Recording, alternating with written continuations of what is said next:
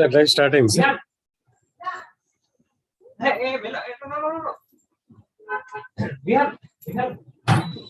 Hello, sir. Sir, Chandramouli, sir.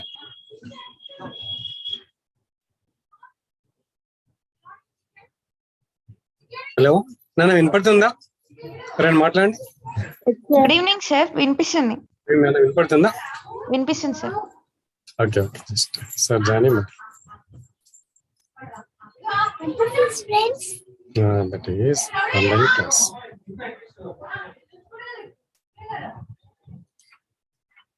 Hello sir, Chandramouli sir.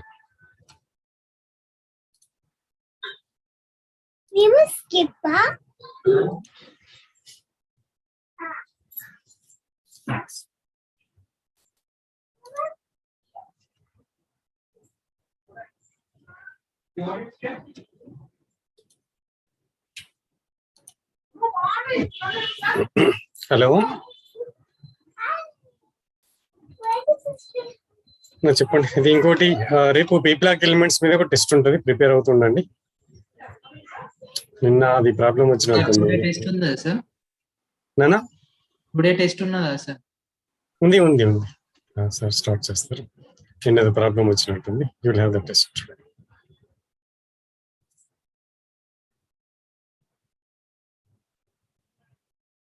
Hello sir.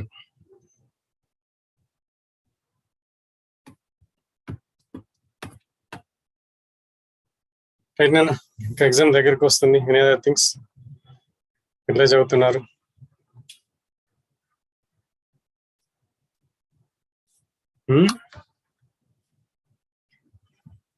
Exam లో చూస్తే కనుక ఒక ఇద్దరు ముగ్గురే యాక్టివ్ పార్టిసిపేషన్ ఉంది. ఒకరిద్దరు అయితే విత్ ఇన్ 10 minutes లో సబ్మిట్ చేశారు లాస్ట్ ఏది మన రియేజెంట్స్ మీద, టెస్ట్ రియాక్షన్ మెకానిజమ్స్ మీద. I don't know what happened.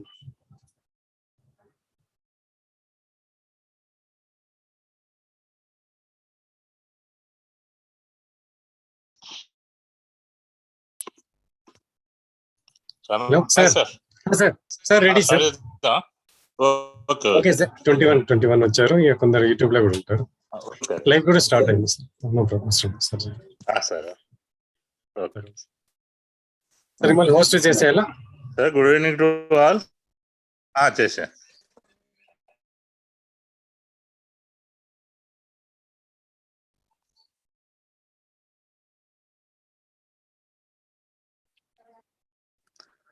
So fine, sir. Start, sir. Okay. Good evening to all. Today, detailed coordination theory, the main points along with its applications. దాంట్లో possible అయ్యే questions ఏంటంటే, secondary balance ఎంత, ionisation ఉందా, conductivity ఉంటుందా ఉండదా, how many dual nature ఉన్నటువంటి లైగండ్స్ ఉంటాయి. మెయిన్గా దాని మీదనే మనకు క్వశ్చన్ అడిగేటటువంటి స్కోప్ ఉంటుంది. Generally, it is applicable for cobalt ammonia molecules and platinum ammonia molecules. That is a simple. The possible questions are very less. Then we will go for effective atomic number. ఇది కూడా మీకు దాదాపుగా ఒకటి ఇచ్చి, he may ask the question, calculate the effective atomic number of the complex, that is the central metal ion effective atomic number ఎంత అని అడుగుతుంటారు. దాని కొరకు it is also very simple. Now I will go for that effective atomic number.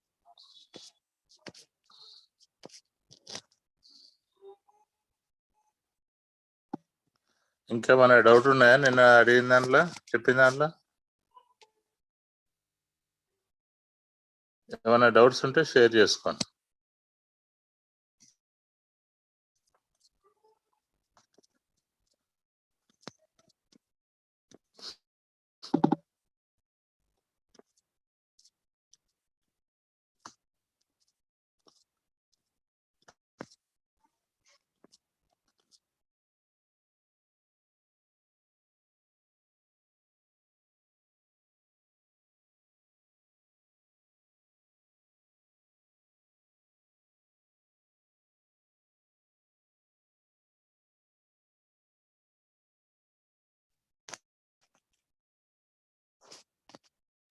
Okay.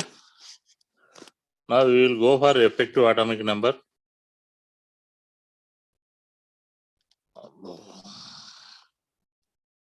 Sir share అయిందా పిల్లలు? లేదు sir. Hello, share అయిందా? లేదు సార్. కాలే.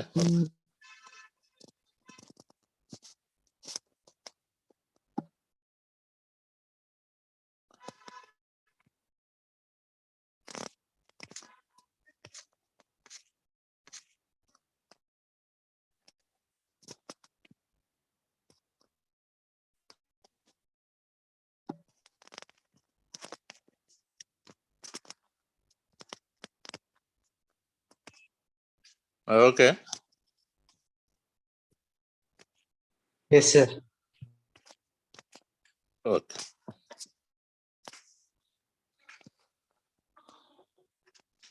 ఎఫెక్టివ్ అటామిక్ నెంబర్, దాని తెలుగులో ఏమంటే ఉత్తేజిత పరమాణు సంఖ్య అంటాం. అది ఈఏఎన్ రూల్ అని కూడా అంటాం. జనరలీ ఈఏఎన్ రూల్ ఆర్ ఉత్తేజిత పరమాణు సంఖ్య or effective atomic number can explain the stability of the complexes, either the molecule the complex is stable or not అనే దానికి ఎక్స్ప్లెయిన్ చేయడానికి వర్తిస్తుంది. More times even our regular degrees or our MSc chemistry also 100% there will be a question. Similarly, we may expect the question also here also. Now we will go for it is introduced by the effective atomic number or EAN rule, introduced by the Sedgwick is a scientist. Electron interpretation theory and good antadi. Another name electronic interpretation theory and the effective atomic number rule antam. It is introduced by the Sedgwick is a scientist. He explained the number of electrons present around the central metal ion. అంటే ఈ theory లోపల central metal ion చుట్టూ ఉన్నటువంటి ఎలక్ట్రాన్ల యొక్క సంఖ్యను తెలుస్తుంది. For that purpose we can use one small equation. That equation is introduced by Sedgwick. That is Z minus X plus 2Y is equal to EAN. Here is a Z is equal to atomic number of the central metal ion. Here minus X. Here X is the number of electrons. Minus X is meant number of electrons are loose by the central metal ion. Then each central metal ion, generally central metal ion nature is it can form a coordinate covalent bond with ligands. When ligand can donate a pair of electron towards central metal ion to form a coordinate covalent bond, results the formation of a complex one. When ligands are donating the electron towards central metal ion, each ligand should in position donate the pair of electron that is equal to 2. Then ఏం చెప్తామంటే 2y. Y is equal to ligand, 2 is equal to number of electrons. Number of ligands ఎన్ని ఉంటే అన్ని into 2తో మనం మలుపుతాం. Is equal to number of electrons are present around the central metal ion is equal to the effective atomic number. That is the next atomic number of the inert gas. అంటే పక్కనే ఉన్నటువంటి inert gas number కు atomic number కు సమానం. Effective atomic number దానికి సమానం, లేకపోతే inert gas కు సమానం. That theory is known as effective atomic number theory అని చెప్పొచ్చు. ఇక్కడ will give the go for exam, see the how we can calculate the Z minus X plus 2Y is equal to EAN. Simple గా ఏదైనా metal, ఒక metal ion metal complex ion ఏర్పరచుకున్నప్పుడు first of all the metal ion should lose some electrons. The electrons, it's in its outermost orbit there will be a chance to have the empty orbitals. Therefore, when it is electron loose, generally central metal ions are act as a Lewis acids. The loss of loose of electrons, Z minus X, how many electrons given by the central metal ion, దాన్ని ఎట్లా చెప్తామంటే Z minus X.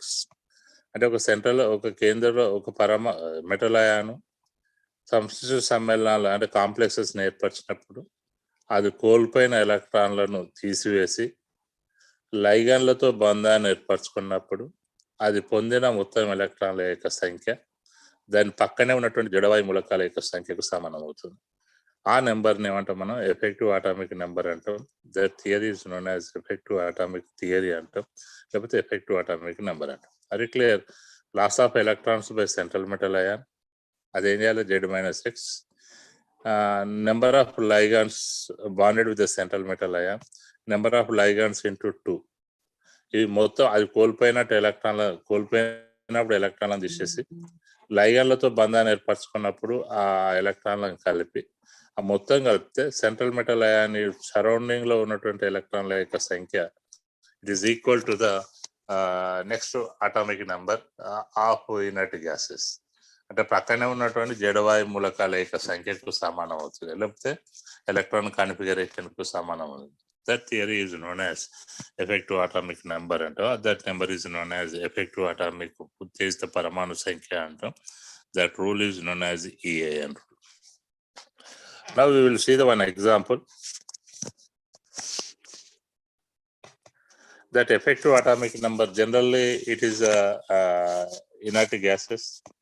18 ఉంటే organ అని, 13 ఉంటే krypton. అంటే మనకు maximum it start అంటే maximum stability 36 ఉంది, క్రిప్టాన్ 36 అన్న రావాలి, లేదా పక్కనే ఉన్నటువంటి జీనాన్ 54 అన్న రావాలి, రేడాన్ 86 అన్న. That is the next inert gas atomic number or that is inert gas electron configuration కు సమానంగా.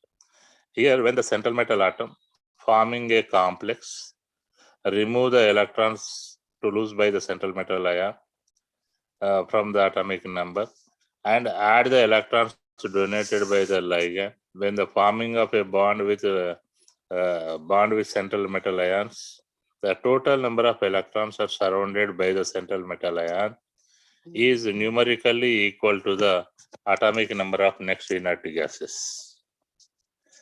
That is inert gases లేవుంటే మనకు క్రిప్టాన్, జీనాన్, రేడాన్ ఉంటుంది. This number is known as effective atomic number. This is known as effective, generally it is known as effective atomic number or ఉత్తేజిత పరమాణు సంఖ్య. If you go for the best example, cobalt, hexaamine cobalt 3 chloride. When this molecule undergoes, the complex undergoes to ionization, we will have here hexaamine cobalt 3 ion with 3 chloride ions. Here getting of 3 chloride ions indicates that cobalt lose the 3 electrons and form a cobalt plus 3. అంటే ఇక్కడ cobalt యొక్క oxidation state is plus 3. That indicates that number of electron lose by the central metal ion is equal to 3. So that cobalt plus 3 అంటే it can lose the 3 electrons. How many? Minus x అంటే minus 3 is the example. So that loss of electrons or lose of electrons is 3 from this central metal ion. Now you can see Z minus x plus 2y is equal to EAN.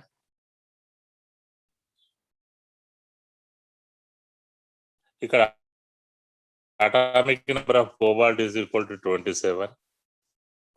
Number of electrons to lose, the cobalt oxidation is the loss of 3 electrons, 27 minus 3, plus number of ligands are attached to the central metal ion. Total 6 ligands are there. 2 into 6 is equal to EAN. అంటే 20లోకి వెళ్ళి -3 ఇస్తే 24 plus 12 is equal to EAN, that is equal to 36, that is equal to krypton electron configuration or krypton electron atomic number. So that this is known as the effective atomic number or this is the EAN rule. అంటే in case of hexaamine cobalt 3 chloride, the effective atomic number of that central metal ion, effective atomic number కూడా central metal ion కే ఉంటుంది. Effective atomic number of the central metal ion is equal to 36. Similarly, we will go for the another example. K4FeCN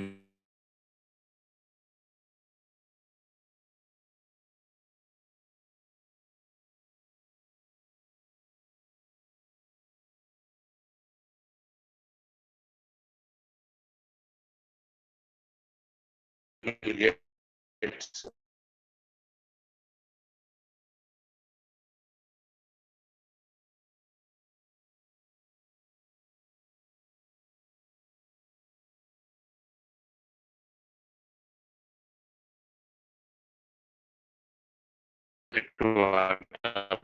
number of effective atom that is equal to krypton. Please 1 minute.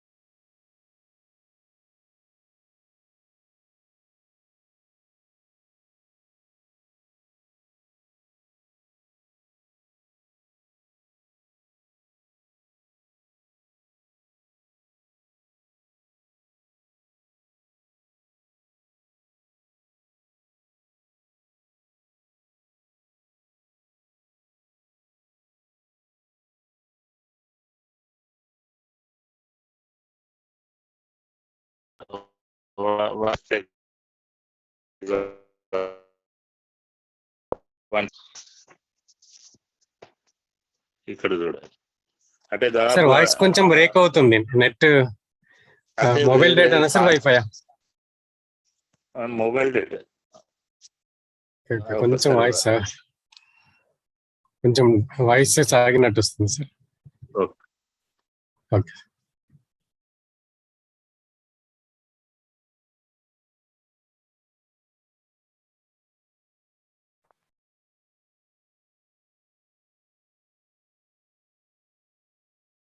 Ramesh sir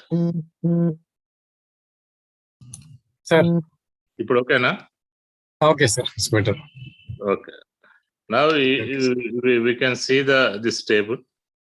Z minus x plus 2y is equal to EAF. The number of electron, the effective atomic number, either it should be equal to the 36 or 84, or it is equal to the 54 or 86. This is a noble gaseous atomic number.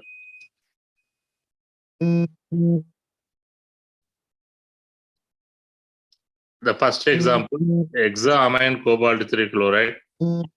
The central metal ion is a cobalt. Its atomic number is a 27. The number of oxidation state is +3. Ikkada +3 ante add kaadu oxidation state. Number of ligands, 6 ligands are there, therefore total 12 electrons. The effective atomic number is calculated chesthe 36 avutundi. That is equal to the krypton.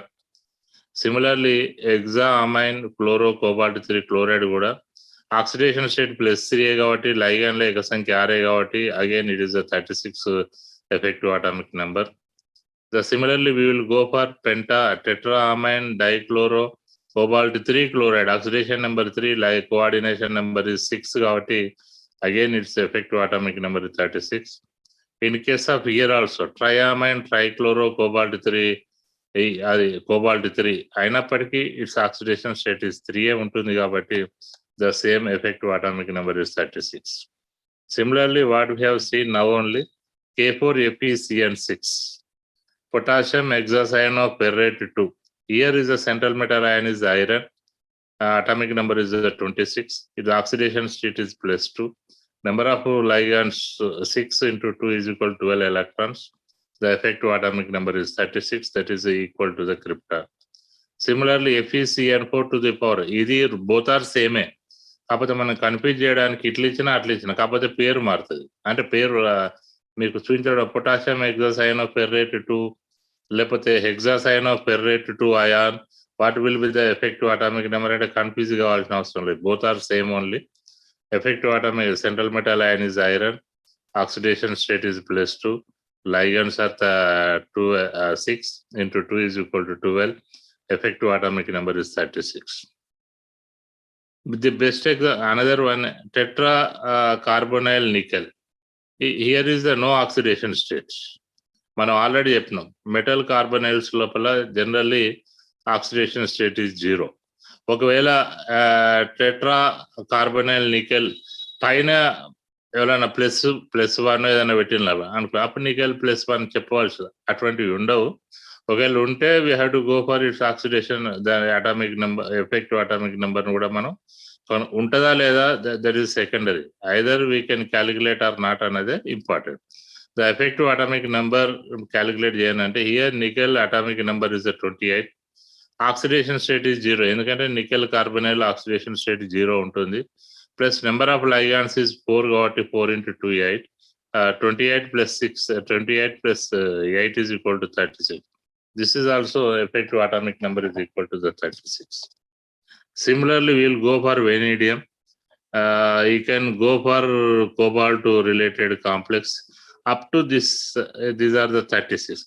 And if the effective atomic number is 36, or effective atomic number is 54, or effective atomic number are 86, కనుక ఉన్నట్లయితే remarks లోపల రాసినాం all are the stable complexes అని చెప్పి. జనరల్గా every system is trying to reach the stability. When that can reach the stability by attaining of the inert gas configuration, that is equal to NH3NP6. So that all these are reached the NH3NP6 configuration kabatti. 91 sir, vanadium. Ninth one, vanadium. Here is a vanadium. Actually, vanadium actually 23. Ikkada, if you go for oxidation state, calculate the oxidation state. Ikkada madhyalo unnayani neutral ligands. Are you clear? Pyridine, all these are the propylene diamine. ఇవన్నీ neutral ligands. ఇక్కడ neutral ligands ఉన్నప్పుడు neutral ligands ఉన్నాయి కాబట్టి atomic state ఏమవుతుంది -4 అంటే అప్పుడు ఏమవుతుంది ఒక ఎలక్ట్రాన్ యాడ్ చేయవలసి వస్తుంది అప్పుడు ఇప్పుడు ఏమైతే 24 అవుతుంది తర్వాత ఈ కెన్ యాడ్ ద 24కి ఎంత 36 అంటే మనం ఇంకా 12 అంటే ఇవి బైడెంటేట్ లైగాండ్స్ కాబట్టి 2 ఉంటాయి కాబట్టి మొత్తం 6 12 + 24 = 36. ఇక్కడ మనకి ఏంటంటే మైనస్ వచ్చింది. మైనస్ అంటే ఇక్కడ ఎలక్ట్రాన్ తీసేయడం కాదు, అవసరమైతే యాడ్ చేయవలసి వస్తుంది.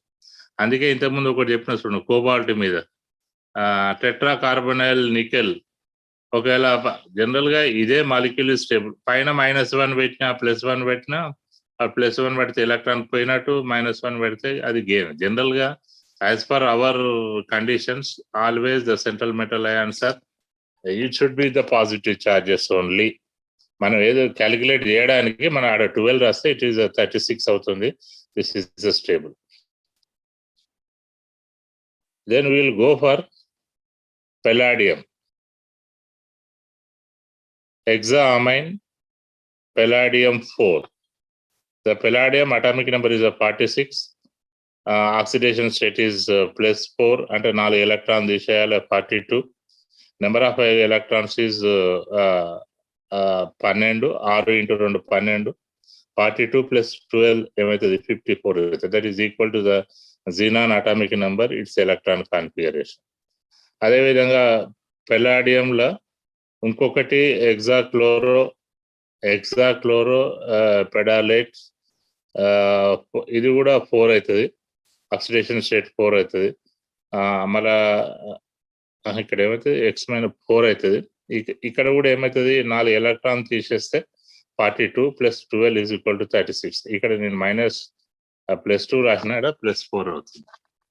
Similarly ruthenium atomic number is 44. Here the compound tetraamine dichlororuthenium, ruthenium అంటే దీని ఆక్సిడేషన్ స్టేట్ ఇస్ +2 కాబట్టి 2 ఎలక్ట్రాన్ కోల్పోతే 44 లకి 2 పోతే 42 +12 ఎలక్ట్రాన్స్ కలిపితే 54. If this is equal to xenon electron configuration. Now we will go for the platinum. Hexaamine platinum chloride. Here the oxidation state is the +4, so that we have to remove the 4 electrons from 78. That is equal to 74 + 12. 74 + 12 అయితే మనకు 86. ఇక్కడ మీకు వచ్చే problem ఏంటంటే atomic నెంబర్ను గుర్తుపెట్టుకోవడం కష్టం. 30 వరకు it is very easy, but in case of other than 3D series, వేరే సిరీస్ కనుక వచ్చినప్పుడు కొంచెం భయం అవుతుంది. కాబట్టి మనకు మ్యాక్సిమం వచ్చేటటువంటి ఏమొస్తాయంటే ప్లాటినం వస్తుంది, రుథీనియం వస్తుంది, పెలాడియం వస్తుంది. మెయిన్గా ఇంకా కొన్ని ఎగ్జాంపుల్స్ నెక్స్ట్ మెయిన్గా ఇవి వస్తాయి కాబట్టి వీటి అటామిక్ నెంబర్ మనం గుర్తుపెట్టుకుంటే సరిపోతుంది. ప్లాటినం అంటే 78 అని, రుథీనియం అంటే 44 అని, పెలాడియం అంటే 46 అని, ఇవి గుర్తుపెట్టుకుంటే సరిపోతుంది. ఇవన్నీ ఇప్పటి వరకు చెప్పిన అన్ని కూడా effective atomic number either it is equal to 36 the krypton, 54 xenon, 86 radon. All these complexes are more stable due to the attaining of the electron inert gas electron configuration. Now we will go for the best example, K3FeCN6, and that is potassium hexacyanoferricate 3 ion or a ferricate 3, or another example hexacyanoferricate 3 ion. ఈ రెండిట్లో ఏదైనా కూడా both are same only. The central metal ion is iron, oxidation state is +3, iron is 26, +3 oxidation అంటే 3 electron కోల్పోతే 23. ఇది gain the 12 electrons from 6 ligands. Therefore, 23 plus 12 is equal to 35. If the effective atomic number is 35, that is not equal to the inert gas configuration, so that molecule is unstable. As per this theory, if the effective atomic number, if it is equal to next inert gas configuration, those complexes are more stable. If not equal, they are unstable, as per this theory. In case of chromium, chromium hexaamine chromium 3 ion, ఈ hexaamine chromium 3 ion అయినా hexaaqua chromium 3 ion, అప్పుడు its atomic number is 24, oxidation state is +3, then 24 minus 3, it is equal to 21, 12 electrons by 6 ligands, 21 plus 12 is equal to 33. Again, this is not equal to the effective atomic number of inert gases. Then we will go for FeCN6. It is FeCN6 to the power of -4. Then చూడండి, hexacyano ferricate, this hexacyano, ఇక్కడ ఏమైతుంది, oxidation state is 4. మనకు oxidation state 4 ఉంటే ఏం పేరు పెడతాం అనేది ఇప్పటి వరకు లేదు. 2 ఉంటే ఫెర్రస్ అని, 3 ఉంటే ఫెర్రిక్ అని, 4 ఉంటే ఇంకేమన్నది తెలియదు. ఒకవేళ ఇంకేదైనా పేర్లు ఉంటే ఉండొచ్చు. దాన్ని ఫెర్రేట్ అనలేము, పెరికేటలేమో, ఐరనేట్ అందాం. ఐరనేట్ అయినప్పుడు ఇది ఆక్సిడేషన్ స్టేట్ 4, ఇది ఉంటుందా ఉండదా సెకండరీ. ఒకవేళ ఉంటే దాని యొక్క ఎఫెక్టివ్ అటామిక్ నంబర్ ఏముండొచ్చు అనేది మనం క్యాలిక్యులేట్ చేస్తాం. Now you will go for central, it is atomic number is 26, the oxidation state is +4 and the loss of 4 electrons is 22. 22 plus gain of 12 electrons per 6 ligands, 34. This molecule is unstable. Similarly, nickel hexaamine nickel 2 ion, nickel is 28, oxidation state is 2, loss of 12, 26 plus 12 is equal to 30. The more than effective atomic number. ఇవేమో effective atomic number కన్నా తక్కువ, ఇదేమో effective atomic number కన్నా ఎక్కువ. Similarly, you can see this one. Copper, tetraamine copper 2 chloride. Here the copper atomic number is 29, oxidation state is 2, the loss of 2 electron is equal to 29 plus -2 is equal to 27, plus 8 electrons from 4 ligands, that is equal to 32. As per this table, which one is having the effective atomic number, it is equal to inert gases, the complexes are stable. If not equal, either excess or below, the molecules are, the complexes are unstable and stable. This is as per effective EAN rule prakaram. Then we will go for the EAN rule is if it is equal to krypton, xenon, radon, those complexes are more stable. If the effective number is not equal to the atomic number of noble gases, and the xenon, radon, తర్వాత krypton కైతే they are unstable అని చెప్పేస్తారు. వీటికి homework చేయండి. ఇక్కడ we will go for the merits and demerits. Sidgwick theory or Sidgwick electronic interpolation theory or EAN rule can explain the stability of the complexes. ఇంతకుముందే మనం చెప్పినాం, if it is EAN effective atomic number 36 ఉన్నా, 54 ఉన్నా, 86 ఉన్నా stable.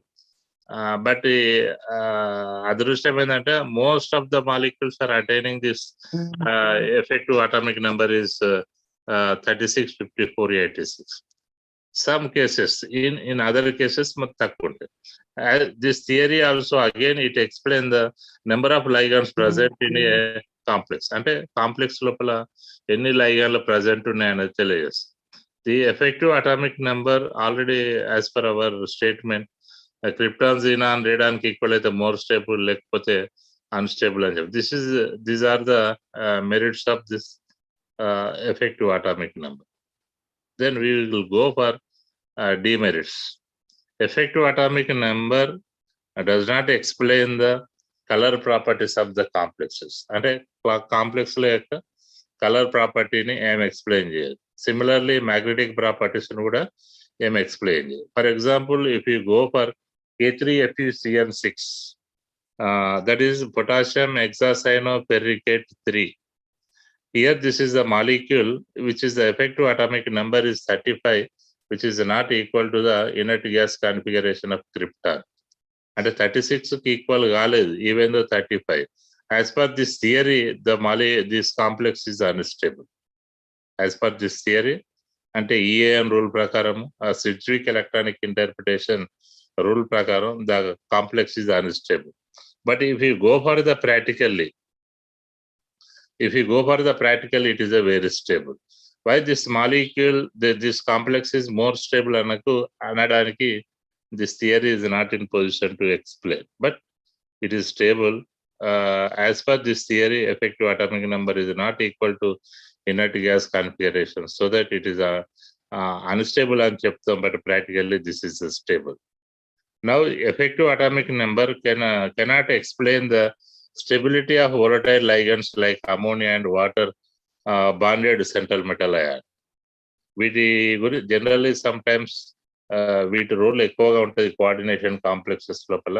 ఇవి ఉంటే స్టేబులా లేకుంటే అన్స్టేబులా, వీటి గురించి this theory is not in position to explain the stability of. మీరు ట్రై చేయండి ఇప్పుడు. As for effective atomic number K4FeCN6 as per rule ప్రకారం stable. K3FeCN6 as per rule ప్రకారం స్టేబుల్ కాదు, కానీ ప్రాక్టికల్ గా చూసినట్లయితే రెండు స్టేబుల్. కాకపోతే మన as per effective atomic number ప్రకారం ఏం చేయాలి? K4FeCN6 is unstable, K3FeCN6 is stable అని చెప్తే సరిపోతుంది. This is effective atomic number. ఇంతకన్నా ఎక్కువ మిమ్మల్ని ఏం క్వశ్చన్స్ అడగడానికి లేదు. Okay, this is about the effective atomic number. Any doubts?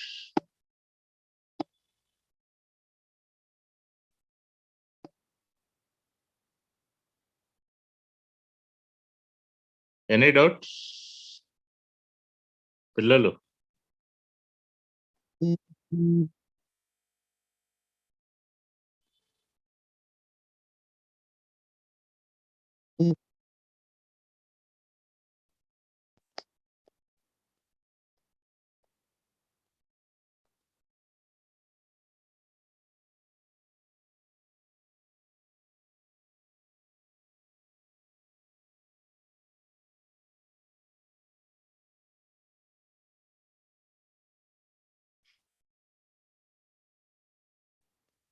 ఏమైనా డౌటా పిల్లలు?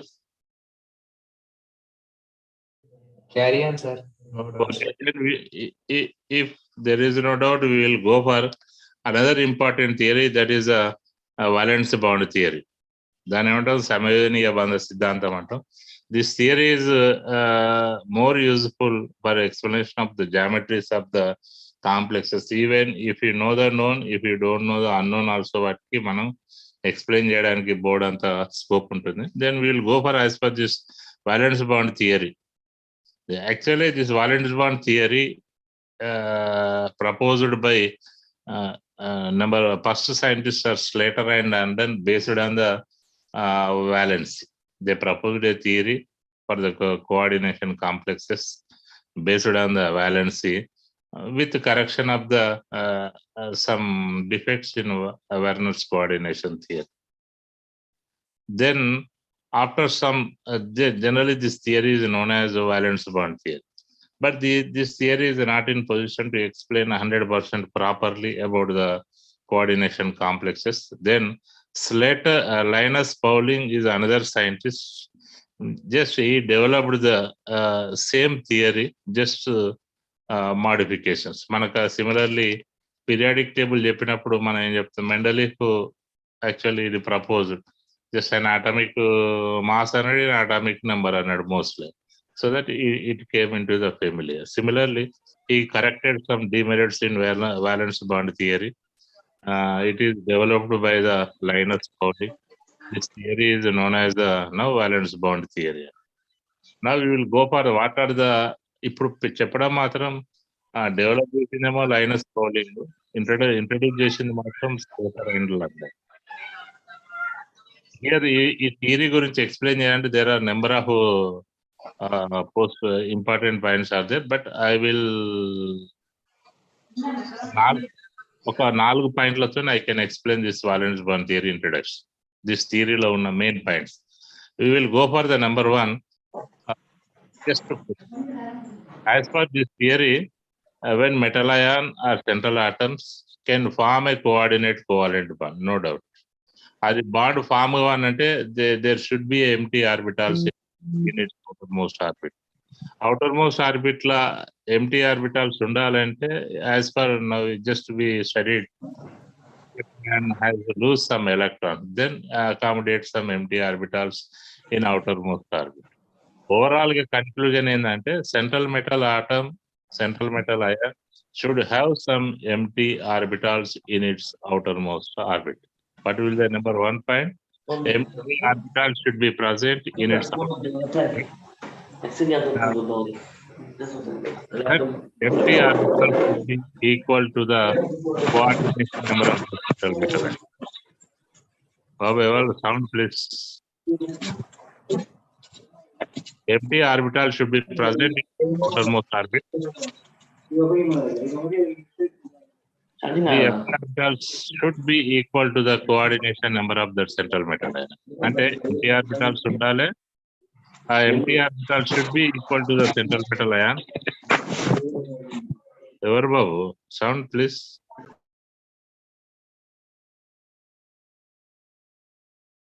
Number 1 point, central metal ion should have some empty orbitals.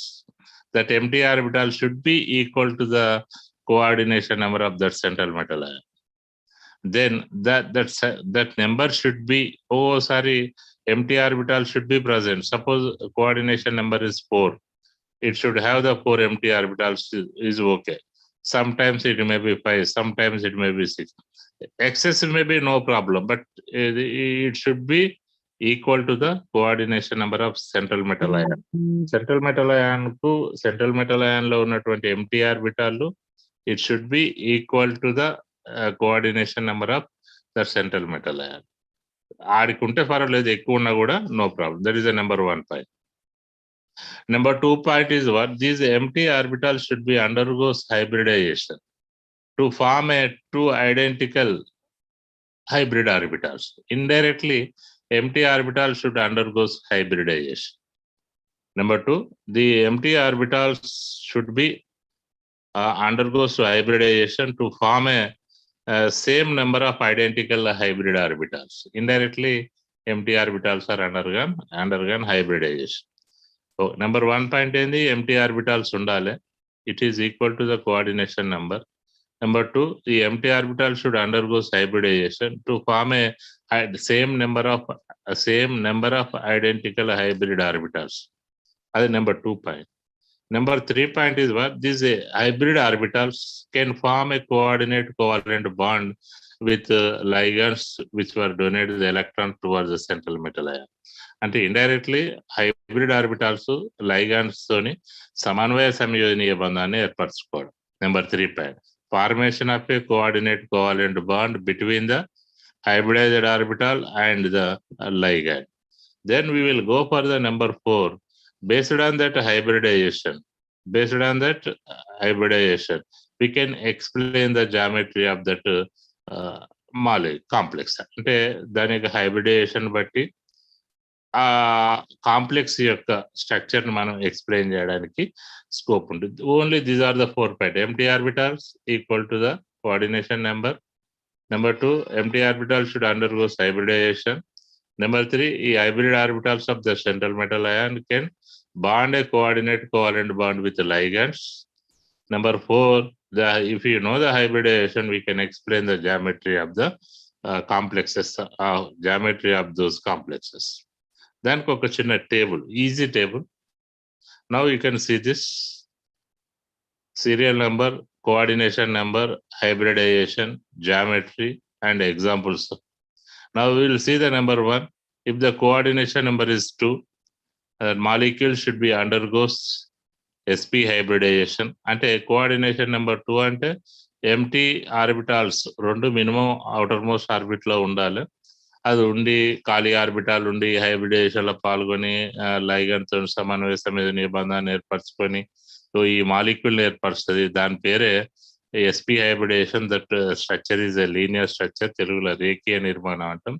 Example is diamine silver 1 ion, తర్వాత డై సయనో అర్జెంటేట్ 1 అయాన్ అని చెప్పి మనకు the complexes are very less in case of coordination number 2. But no doubt, if the coordination number 2, the hybridization must be sp hybridization. Its geometry should be the linear geometry. These are the examples. If the coordination number is 3 is there, the molecule should, the central metal ion should undergo sp2 hybridization. When the sp2 hybridization takes place, the geometry of that complex is trigonal planar. The bond angle is around the 120 ఉంటుంది, linear అయితే 180 ఉంటుంది. The example is HgI3, triiodo mercurate 2 ion అని చెప్పొచ్చు.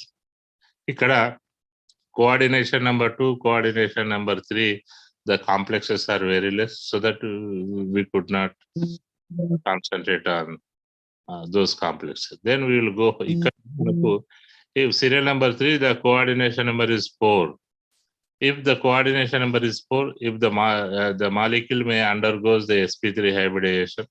When undergoes sp3 hybridization, we'll get the tetrahedral geometry. Then చతుర్ముఖీయ నిర్మాణాన్ని కలిగి ఉంటుంది. Bond angle is around 109 degrees 28 minutes. ఇక్కడ sp3 hybridization అంటే tetrahedral molecule అయి ఉంటుంది, 100% geometry. The examples are this. Nickel, there are nickel tetracarbonyl and common name. Tetracarbonyl nickel, tetra amine zinc 2 ion, tetrachloro zincate 2 ion, tetra halo copperate cuprate 2 ion, తర్వాత tetra halo manganate 2 ion, tetra amine copper 2 ion. ఇవన్నీ coordination number 4 కి examples. ఇవి కాక ఇంకా ఉంటే these are the main examples.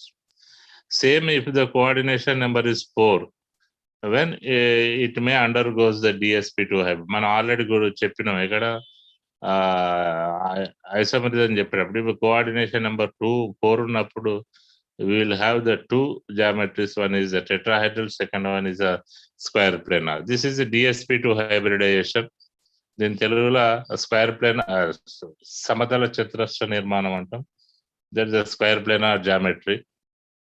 The best bond angle is around 90 degrees. The best examples are tetra cyano nickelate 2 ion, tetra amine copper 2 ion, tetra amine nickel 2 ion, తర్వాత tetra amine platinum 2 ion. ఇక్కడ బాగా గుర్తుపెట్టుకోండి, ఈ square planar complexes చెప్పేటప్పుడు maximum we have to use the nickel complexes, తర్వాత copper complexes, platinum ఎక్కువ use చేస్తారు. Then we will go for coordination number 5 ఉన్నప్పుడు కూడా there will be a chance we will have 2 geometries. One is sp3d, దాని ఏమంటారు square pyramidal structure. The examples are IF5, that is a pentafluoro iodate 4 ion. తర్వాత మనకి ఇది pentafluoro antimonate 3, pentachloro manganate 2 ions. తర్వాత DSP3 hybridization అప్పుడు trigonal bipyramidal structure ఉంటుంది. That geometry is trigonal bipyramidal structure. That is a pentachloro cuprate 2 ion. That is a pentacarbonyl iron, pentacarbonyl iron అని కూడా చెప్పు. General గా ఇప్పటికి కూడా there will be a small doubt about coordination number 5. sp3d, DSP3 ఈ structures ఉండయా, ఇది దీని కదా దీనికి ఇదా అని డౌట్ వస్తూనే ఉంటాయి. అందుకొరకే కోఆర్డినేషన్ నెంబర్ 5 అన్నప్పుడు కూడా the complexes are very less, so that we are not discussing about certain properties అని చెప్తాం. అంటే coordination number 2, coordination number 3, coordination number 5 అంటే linear geometry, trigonal planar, square pyramidal, trigonal bipyramidal. వీటి గురించి మనం కోఆర్డినేషన్ కాంప్లెక్స్ లోపల చాలా తక్కువ చదువుతాం. Complexes are very less. See, then we will go for coordination number 6. Here also we will have the two geometries. One is inner octahedral geometry, second one is the outer octahedral geometry. In case of inner octahedral geometry, the hybridization is D2sp3. If sp3 D2 hybridization, that is outer octahedral geometry ni kaligi untayi.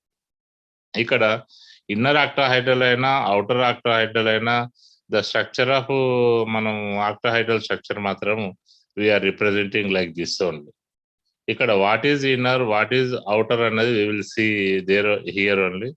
If n-1d orbitals are participating in hybridization, now we are getting D2sp3 hybridization, so that geometry of that octahedral is inner octahedral structure. When d orbital nd orbitals are participating in hybrid, n-1 gaka nd orbitals are participating in hybridization, then we will get the octahedral. That octahedral is known as outer octahedral. Now I can explain how the inner octahedral complexes are formed, how the outer octahedral complexes are formed. Now you can see the example in case of inner octahedral complexes. K4APCN6 potassium hexacyanoferrate 2 ion, potassium hexacyanoferricate 3 ion, hexaamine platinum 4 chloride, hexaamine chromium 3 ion. Generally, in case of inner octahedral complexes annappudu, the majority of the ligands are the strong field ligands. Now in case of sp3d2 outer octahedral annappudu, these are the example: hexafluoroferrate 3 ion, hexaamine cobalt 3 ion, hexaaqua chromium 3 ion, hexaaqua cobalt 3 chloride, hexaaqua iron 3 ion, అంటే iron 3 ferric 3 ion అని చెప్తాం. Generally outer octahedral structure వచ్చినప్పుడు the ligands may be the somewhat weak field ligand అని చెప్పొచ్చు. But in certain cases even strong field ligand alternate లేకుండా కూడా outer octahedral structure రావచ్చు. That I will explain. This is about the table, very simplest table, useful table. బాగా గుర్తుపెట్టుకోవాల్సిన, SP అంటే linear, sp2 అంటే trigonal planar, sp3 అంటే tetrahedral, dsp2 అంటే square planar, sp3d trigonal square pyramidal, dsp3 అంటే trigonal bipyramidal, d2sp3 inner octahedral complexes, sp3d2 is the outer octahedral complex. Now we can apply the valence bond theory. For complexes.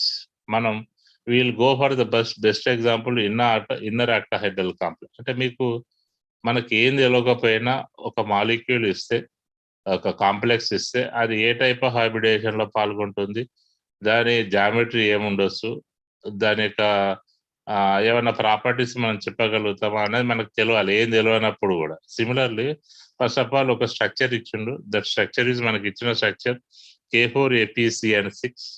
ఇయంగానే first of all we have to write down the name of that complex, because we learn already nomenclature అయినాం కాబట్టి దాని పేరు potassium hexacyanoferrate 2.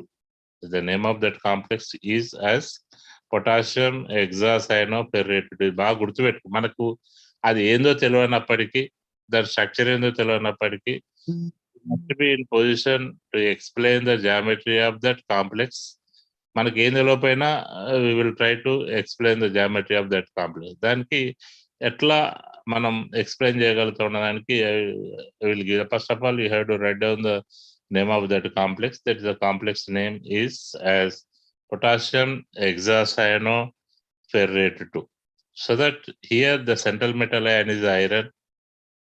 The iron, it has oxidation state is +2, so that it means it can lose the 2 electrons in its from outermost orbit. Then what happened we will see here. First of all, as per by name only, the central metal ion is iron, the oxidation state is +2, so that iron atomic number is 26. The electron configuration is argon 3d6 4s2 4p0. ఇక్కడ బాగా గుర్తుపెట్టుకోండి, 26 atomic number అంటే in case of 3D series కు 26 atomic number అనగానే D6 వస్తుంది, 21 అనగానే D1 వస్తుంది, 29 అనగానే D9 వస్తుంది. This easiest way of writing the configuration. Organ 3D6, 4s2 and 4p0. Now its coordination number is 6. Coordination number is 6. తర్వాత oxidation state is 2. Its central metal ion ఏందో మనకు తెలిసింది. మనకు ఆ స్ట్రక్చర్ ఏందో మనకు తెలియదు, కానీ now we are going to explain the structure of that complex by using of valence bond theory. Then we will go for the iron central metal ion electron configuration. Then what will be the oxidation state? Oxidation state is 2 kabatti it has to lose the 2 electron. Generally the 2 electron should be removed from the outermost orbit, that is the 4s2. 4s2 luckily 2 electrons తీసేయాలి. Then what we are having, iron Fe అనేది by losing of 2 electrons it is undergoes to oxidation to form a ferrous, that is Fe+2. 26 లకి 2 electrons పోతాయి కాబట్టి 24 electrons iron లో ఉంటాయి. The configuration is argon 3d6 4s2 బదులు ఇక్కడ ఏమైతే 4s0 and 4p0. Now here is what, as per the valence bond theory, the first point is that it should have some empty orbitals. That empty orbital should be equal to the coordination number of that complex. The complex is the coordination number of that central metal ion. Here the coordination is number 6 ante indirectly what should we have? It should be 6 empty orbitals should be present in its outermost orbit. తప్పకుండా దాని యొక్క బాహ్యకక్ష లోపల ఖాళీ ఆర్బిటాల్లో ఉండాలి. ఎన్ని ఉండాలి? Coordination number 6 కాబట్టి 6 ఉండడానికి స్కోప్ ఉంటుంది. So that you can observe that the configuration of this Fe+2 argon 3d6 4s0 4p0. So that 4s0 one orbital is there, 4p la 3 ఉన్నాయి 4 ఉన్నాయి. But as per valence bond theory it should be 6. Now we can observe here the 3d6 configuration dxy dyz dzx x square minus y square and z square. This is a configuration. ఇవి d orbital. 6 d orbital 3xy లా 2 ఉంటాయి, మిగతా అన్నిటి లోపల it has 1 electron. Now we can observe here you can observe the ligand is a cyanoligand. Cyanoligand is one of the powerful strongest ligands. Cyanoligand is one of the powerful strongest ligand. In the presence of strong field ligand, here what happened? 3d x square y square 3d z square లో ఉన్నటువంటి unpaired electrons, ఈ 3d x square minus y square 3d z square లో ఉన్నటువంటి ఎలక్ట్రాన్లు they are paired with dyz dzx. అంటే higher energy లెవెల్లో ఉన్నటువంటి ఈ ఎలక్ట్రాన్ సింగిల్ ఎలక్ట్రాన్స్ అవైతే లోవర్ ఎనర్జీ లెవెల్లో ఉన్నటువంటి dyz dzx లోనికి వచ్చి పేరు కావడం అనేది జరుగుతుంది. This is 100% against to the Hund's rule. As per Hund's rule మనకి ఏం తెలుసు, లోవర్ ఎనర్జీ లెవెల్ నిండిన తర్వాతనే హయ్యర్ ఎనర్జీ లెవెల్లోనికి ఎలక్ట్రాన్లు జంప్ పేరు కావడం అనేది జరుగుతుంది. But whereas here against the Hund's rule, in the presence of strong field ligand, the electrons of single electrons of 3d dx square minus y square and z square, they are paired with dyz and dzx against the Hund's rule. ఇక్కడ హుండ్స్ నియమానికి వ్యతిరేకంగా ఈ 2 ఒంటరి ఎలక్ట్రాన్లు వచ్చి ఇక్కడ ఏమైతుందంటే జత కొడుతుంది. ద పెయిర్ అయితే జత కూడడం అంటే పెయిర్ అయితే. Now you can observe already 3xy లోపల 2 ఎలక్ట్రాన్స్ ఆల్రెడీ పేడ్. ఏవైతే మనం zx square minus dzx square dxy y square లో ఉన్న ఒక్కొక్క electron represented with green pen చూడండి, వీడికి వచ్చి పేర్ అయింది కాబట్టి ఆటోమేటిక్ గా ఈ 2 డి ఆర్బిటాల్లో ఉన్నటువంటి dx square minus y square dz స్క్వేర్లు ఏమైతే 2 ఖాళీ అయిపోతాయి. సో దట్ ఈ 2 అయిన ఖాళీ ఆర్బిటాలు, ఒక 4s ఆర్బిటాలు, 3 4p ఆర్బిటాల్, మొత్తం 6 empty orbitals are present. As per first rule is what? it should have the empty orbitals. Empty orbital number should be equal to the coordination number of central metal ions, so that the central metal ion coordination number is 6, so that here is the 6 empty orbitals are there. Then next point is what?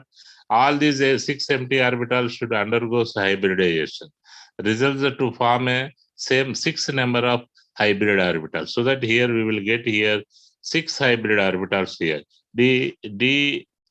ఇక్కడ dx x square minus y square dz square is d2 s 3 p'లు d2 sp3.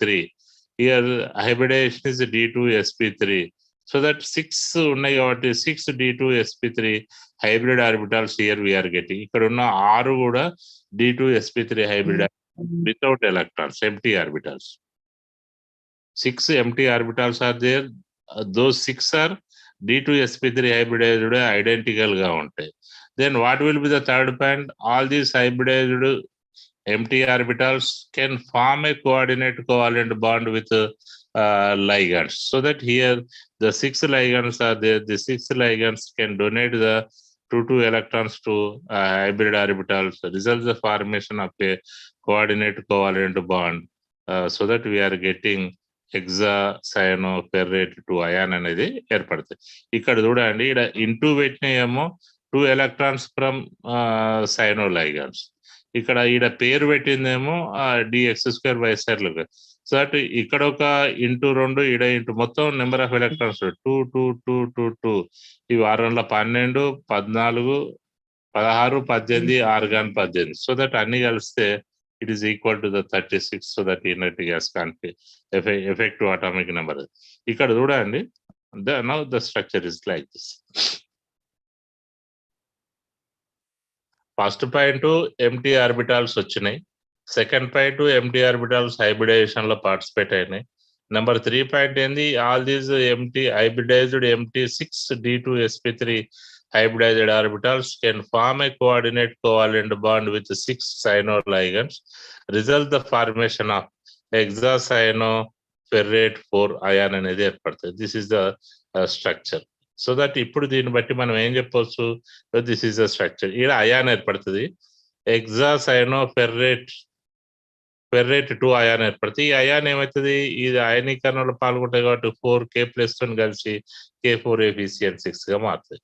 ఇప్పుడు we will go for n-1d orbitals are undergoes hybridization కాబట్టి this hybridization is known as inner octahedral hybridization అంట. Inner octa n-1, ఇక్కడ చూడండి, ఇక్కడ 3d, ఇక్కడ 4s, ఇక్కడ 4 అంటే n is equal to 4, ఇక్కడ 3d అంటే n-1, so that n-1d orbitals are participating in hybridization కాబట్టి, so that this hybridization is inner octahedral complexes అని చెప్పవచ్చు. So that hybridization is d2 sp3 hybridization. Now we will go for effective atomic number is 36, so that this molecule will be the stable. Now we can observe this configuration. d2 sp3 hybridization ఏర్పడ్డప్పుడు 6 cyano-ligands బంధాన్ని ఏర్పరచుకున్న తర్వాత అన్ని కూడా ఇక్కడ మనకి ఏమవుతున్నాయి? We are getting up the paired electrons. అక్కడ unpaired electrons లేదు, సో దట్ అన్ని పెయిడ్ ఎలక్ట్రాన్స్ ఉన్నాయి కాబట్టి it can exhibit the diamagnetic property only. Unpaired electrons ఉంటే పారామాగ్నెటిక్, పెయిడ్ ఎలక్ట్రాన్స్ కనుక ఉన్నట్లయితే అది డయామాగ్నెటిక్ ప్రాపర్టీస్ ప్రదర్శిస్తుంది. సో దట్ ఇక్కడ దీన్ని బట్టి మనం ఏం చెప్పవచ్చు? effective atomic number 36, so that it is effective atomic number is 36, it is a stable complex. n-1d orbitals are undergoes hybridization, that is inner octahedral complex. Then you can observe that configure ఈ orbital లోపల ఎక్కడ కూడా unpaired electrons లేవు కాబట్టి తప్పకుండా అది diamagnetic. ఇక్కడ outer most orbit లోపల అన్ని పెయిడ్ ఎలక్ట్రాన్స్ ఉంటాయి కాబట్టి ఇది డయామాగ్నెటిక్ ప్రాపర్టీస్ కలిగి ఉంటుంది. ఎక్కడైతే పేర్ ఎలక్ట్రాన్స్ ఉంటాయో అవన్నీ డయామాగ్నెటిక్ ప్రాపర్టీస్, ఎక్కడైతే అన్పెయిడ్ కనుక ఉన్నట్లయితే అది పారామాగ్నెటిక్ ప్రాపర్టీ కలిగి ఉంటుంది. So that this is against to the pairing of electrons that is against to the Hund's rule. అది ఎందుకు జరుగుతుంది ఏంది అని మనకు తెలియదు, but it is that this is the against the Hund's rule అయితేనే ఈ స్ట్రక్చర్. ఒకవేళ if you take K4 FeCN6 ఒక మ్యాగ్నెటిక్ ఫీల్డ్ అయితే it can exhibit the diamagnetic property. ఒకవేళ అట్లా పేరింగ్ జరగకపోతే it should have to exhibit the ఏమంటాం మనం పారామాగ్నెటిక్ ప్రాపర్టీస్ ప్రదర్శించవలసి ఉండేది. సో అంటే ఇప్పుడు మనకి ఏం తెలియకుండా simply by knowing of the complex name, పేరు తెలిసింది కాబట్టి ఇవన్నీ మనం ఎక్స్ప్లెయిన్ చేసి ఎక్కడికి వచ్చినాయి. ఇప్పుడు హైబ్రిడైజేషన్ ఎక్స్ప్లెయిన్ చేస్తున్నాం, D2sp3, it is inner octahedral complex అని చెప్తున్నాం. నెంబర్ 3 ఎఫెక్టివ్ అటామిక్ నెంబర్ చెప్పగలుగుతున్నాం. అవుటర్ మోస్ట్ ఆర్బిట్ లోపల ఎలక్ట్రాన్లు పేరున్నాయా అని పేరు బట్టి ఇది పేడ్ ఎలక్ట్రాన్లా అన్పేడ్ ఎలక్ట్రాన్లా అని చెప్పగలుగుతున్నాం. డయామాగ్నెటిక్ అని చెప్పగలుగుతున్నాం. పేరింగ్ ఇక్కడ పేరింగ్ ఒకటి అగైనెస్ట్ జరిగింది కాబట్టి దీన్ని ఏమంటామంటే హున్స్ ఇది పెద్ద rule against the Hund's rule. అంటే just if you know the name of the complex we can explain the geometry and all these properties. ఇక్కడ కూడా మనం కలర్ ప్రాపర్టీస్ ఎక్స్ప్లెయిన్ చేయొచ్చు, but this theory is not 100% in explain. ఎందుకంటే పేరు ఉన్నాయి కాబట్టి ఇంకా కలర్ ఇక వాటి గురించి ఏమి రాలేదు. Similarly if you go for K3 FeCN6, K3 FeCN6 దీనికి తేడా ఉండదు. K4 FeCN6, K3 FeCN, ఇక్కడ +2 ఆక్సిడేషన్ స్టేట్, ఇక్కడ +3 oxidation state. When it is oxidation state is +3 ఉంటే what happened here, 2 electrons from 4s to 1 electron from 3d, 1 electron from 3d లాగా. అప్పుడు ఇక్కడ మనకు 6 ఎలక్ట్రాన్ల బదులు 5 electrons ఉంటాయి. సో దట్ 3xy లోపల ఎలక్ట్రాన్ అనేది ఉండదు. మళ్ళీ అగైన్ ఇక్కడ ఏమవుతుంది, అగైన్ హున్స్ రూల్ ఈ రెండు పేర్లు కూడా వచ్చి DXY తో ఒకటి జత కొడుతుంది, DYZ తో ఒకటి జత కొడుతుంది, ఒకటి మాత్రం అన్పేడ్ గా ఉంటుంది. సేమ్ D2sp3 అన్ని ఆర్బిటాల్ హైబ్రిడేషన్ లో పాల్గొంటాయి. అక్కడ D2sp3 హైబ్రిడైజ్డ్ ఆర్బిటాల్స్ ఏర్పడతాయి. 6 సైనోలైగాన్లు కోఆర్డినేట్ బంధాన్ని ఏర్పరచుకుంటాయి. We will get the hexacyanoferricate 3. ఎక్కడ తేడా వస్తుంది అంటే ఈడ 3d6 3d5 అయింది, ఈడ పేడ్ ఎలక్ట్రాన్ బై అన్పేడ్ అయింది. So that effective atomic number 1 point is central metal ion is iron, oxidation state is +3, coordination number is +6. Then Hund's నియమం అన్ని జరుగుతాయి, కానీ ఇక్కడ ఎఫెక్టివ్ అటామిక్ నెంబర్ ఏమవుతుంది అంటే 35 అవుతుంది. So that it is unstable.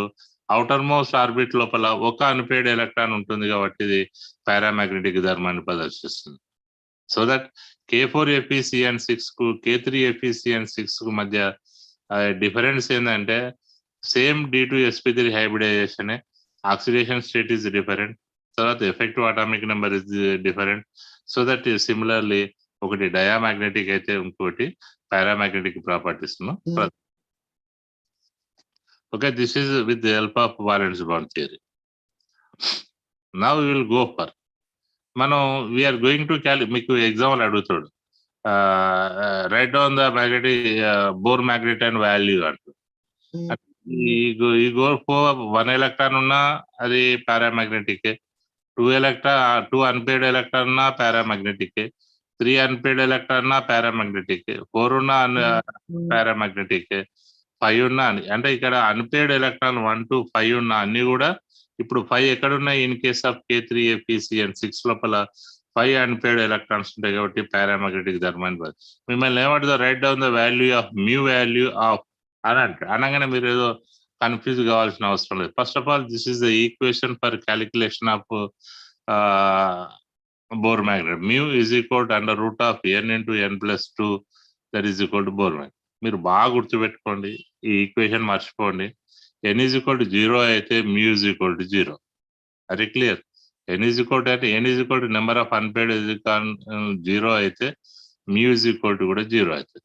ఒకవేళ మీరు క్యాలిక్యులేషన్ చేస్తే ఒక అన్పేడ్ ఎలక్ట్రాన్ ఒక దగ్గర వచ్చింది, ఒక దగ్గర 3 అన్పేడ్ ఎలక్ట్రాన్స్ వచ్చినాయి, ఒక దగ్గర 4 అన్పేడ్ ఎలక్ట్రాన్ వచ్చినాయి, ఒక దాంట్లో 5 అన్పేడ్ ఎలక్ట్రాన్స్ వస్తే what will be the mu value అని అన్నప్పుడు మీరు ఈ ఈక్వేషన్ అన్ని మర్చిపోండి. Straight away if n = 1, n = nothing but unpaired electron is 1.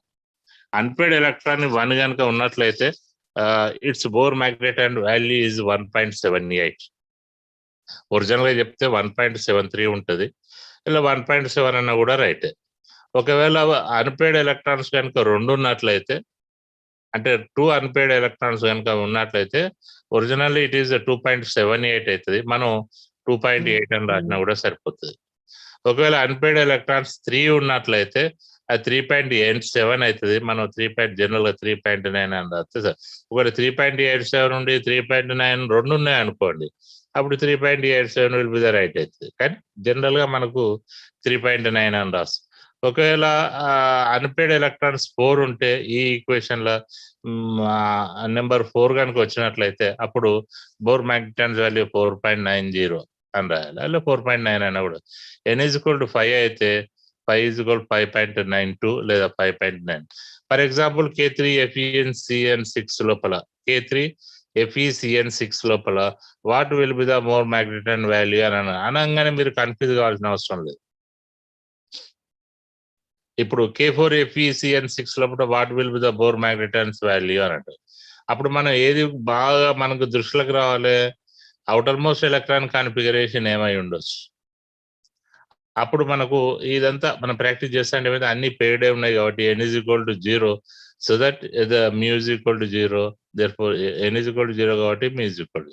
ఒకవేళ K3FeCN6 కనుక ఇచ్చినట్లయితే here the unpaired electrons is 5. మళ్ళా అన్పేడ్ ఎలక్ట్రాన్స్ ఆర్ దేర్, ఇక్కడ అన్పేడ్ ఎలక్ట్రాన్స్ ఉన్నాయి కాబట్టి 1 ఉంది కాబట్టి అప్పుడు మనం ఏం చెప్తాం, 1 ఉంది కాబట్టి ద మోర్ మ్యాగ్నెటైన్స్ వాల్యూ 1.78 లేదా 1.73 అన్న 1.7 అన్న కూడా సరిపోతుంది. దానికి మళ్ళీ మీరు ఈక్వేషన్ లో పెట్టి లెక్కలు చేయవలసిన అవసరం లేదు.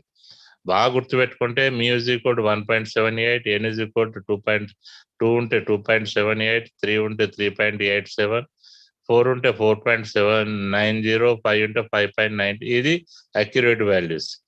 Average values 1.7, 2.8, 3.9, 4.9, 5. మీరు బాగా గుర్తుపెట్టుకోండి, 1 ఉంటే 1.7, 2 ఉంటే 2.8, 3 ఉంటే 3.9, 4 ఉంటే 4.9, 5 ఉంటే 5. మీరు అన్ని ఆల్మోస్ట్ 9 అనుకోండి, ఒక 1 తప్ప, ఒక 1 and 2 తప్ప మిగతా 9. ఈ n=3 అంటే 3.9, 4 ఉంటే 4.9, 5 ఉంటే 5.9. అట్లా మీరు ఆ వాల్యూ రాసేటట్టు ఉండాలి. ఒకవేళ if you go for valence bond థియరీని మనం D2sp3 కనుక అప్లై చేసినట్లయితే, ఇంతకుముందు ఏం చేసినాం, D2sp3కి చేసినాం, ఇన్నర్ ఆక్టాహెడ్రల్ కాంప్లెక్సెస్ చేసినాం. Now we are going to apply for outer octahedral complexes. Now we can observe the number of examples of outer octahedral complexes. The best example is FeF6 to the power of -3. అది hexafluoroferricate 3 ion, hexaamine cobalt 3 ion, hexaaqo cobalt 3 ion, hexaaqo iron 2 ion. ఇవన్నీ examples. Now we will go for the one example. ఇక్కడ చెప్తా చూడండి, CONH3. ఇది